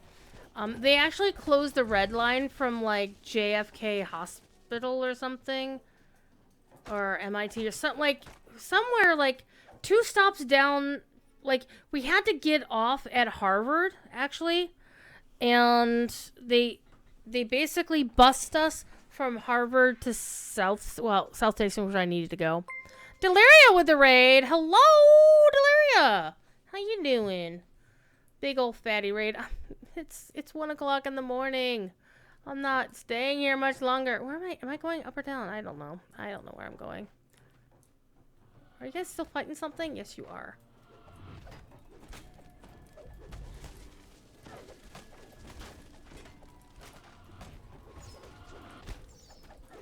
Welcome, raiders. I didn't. Yeah, it's because it's a work night for me. I should not be staying up this late, but I'm telling stories. I'm gonna get these before I pop down the hole all the way. There we go. That's a. Oh well, it's fine. I could jump right back up. Okay. And so they wound up busing us. Like they were doing like shuttle bus replacements for the red line from like Harvard all the way down to like JFK past the convention center. Like it was like half of the red line was closed down. And so the issue was that so I was taking the bus down there and let's grab. Hey! He told people about Thief. He was just here a second ago. Thank you for the follow, Soma. Appreciate you. And they were these big, like, you know, not even like Greyhound style buses, but like the big fancy travel coaches like you see in the UK and shit. And in Boston roads, in the windy places, so the bus that I was on wound up smushing into a parked construction pickup truck, like a supervisor's pickup truck for some construction company working on something else. So that was when I got at. They basically said, "Well, we'll wait for the next bus," and I was already running late. I'm like, "Yeah, nope, not happening. I gotta get downtown. I gotta get to the convention center." And so I wound up walking the like 2.5 blocks to South Station and catching the Silver Line. I got to my appointment. I had an appointment that day, so it was not pleasant. And on the way back, it was like, okay, we got off at Harvard, and because that's where we could pick up the train again. Another Woodwode guards a protected pathway. The creature notices your approach. Prepares to attack.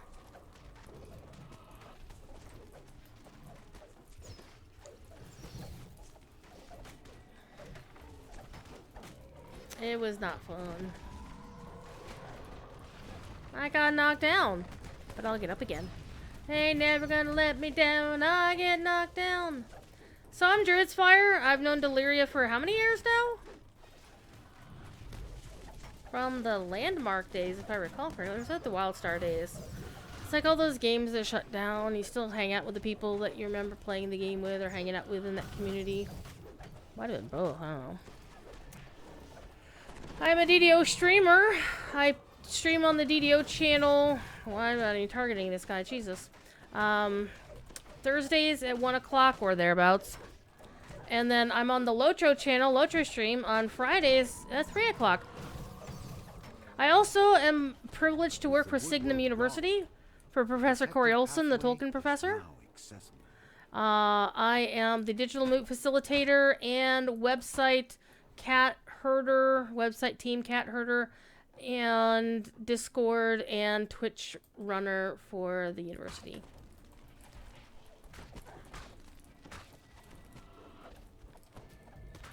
He actually paid me for that shirt. It's like, what? I get paid to run their Discord? Hell yeah.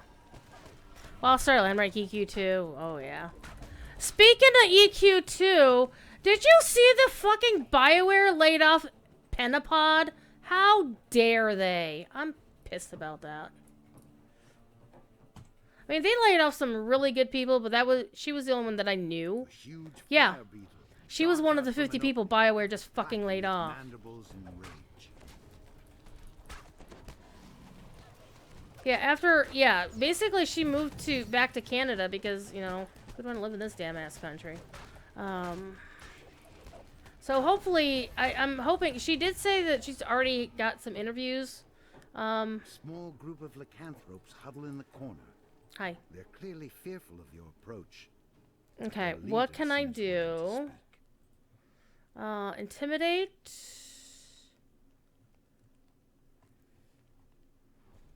And diplomacy or bluff. We're gonna go with bluff.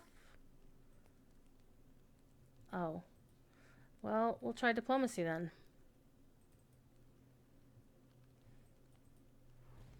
Worse?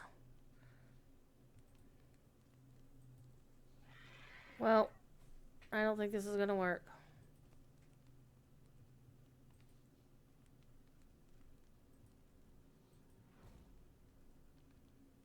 Even with a 17?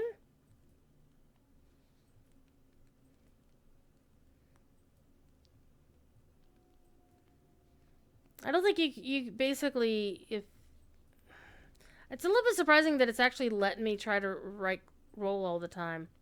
Don't I have something that will help me with my hang on here.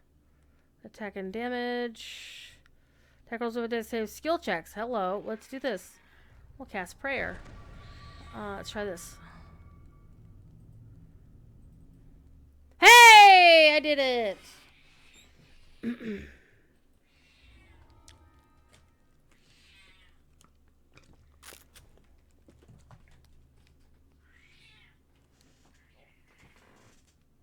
And all you really do is you unlock the extra shrine.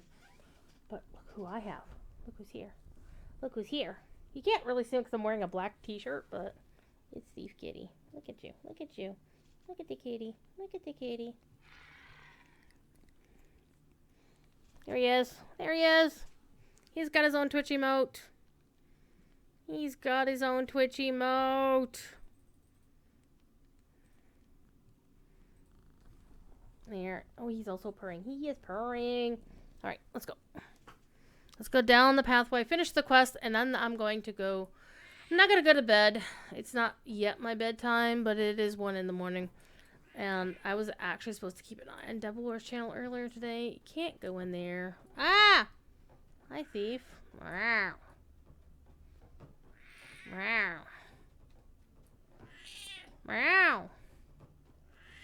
Wow. Okay, that was the protected hallway. This is where the bad guy is. So I might play this character for a while. Let me see. She is a first life character, so she is eligible to be on my DDO stream. My official DDO show is called Living That First Life, and the shtick to it, the gimmick is that I can't play a character who's been reincarnated, like true reincarnated. But its guardians rise to prevent you from taking it. Well, let's summon the Hirezen to kick their asses.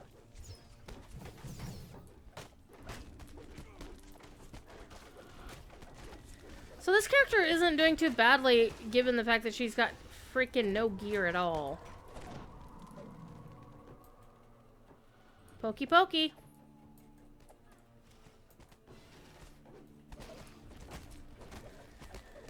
Cat hair everywhere.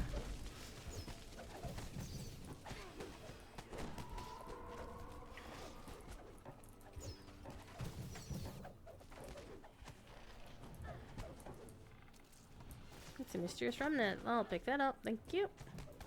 And then the biggie.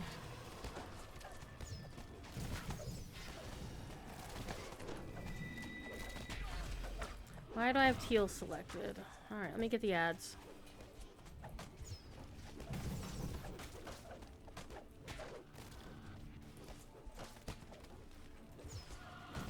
I got a scoot. Really need to pee. Yeah, don't pee in your chair. Pee in the cup, you know, if that's your thing.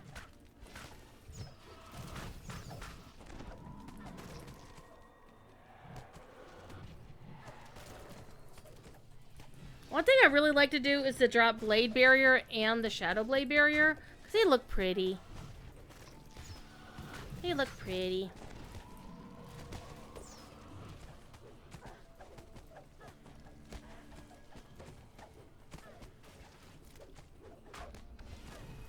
Exalted Smite.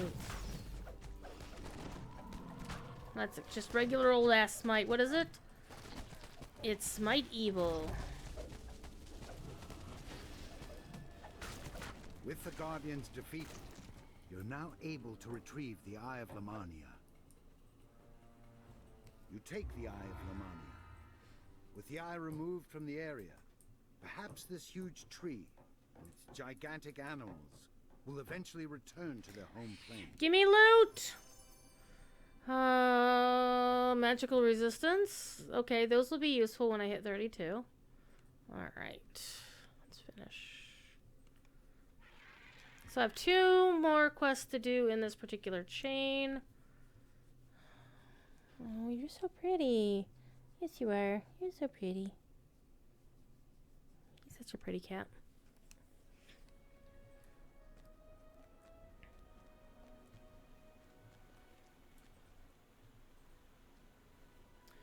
Okay. Oh, hello.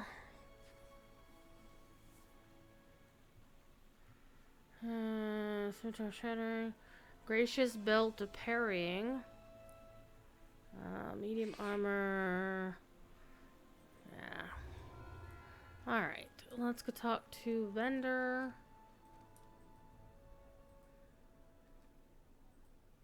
Repair my crap. Okay, I'm gonna save that. Save that. I don't like the negative amps, but you know. Save that. Can't even use that for any reason, so I'm just gonna chuck it.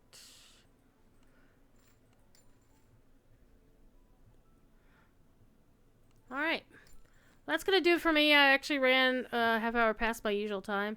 So, I will be back on the official DDO channel on Thursday.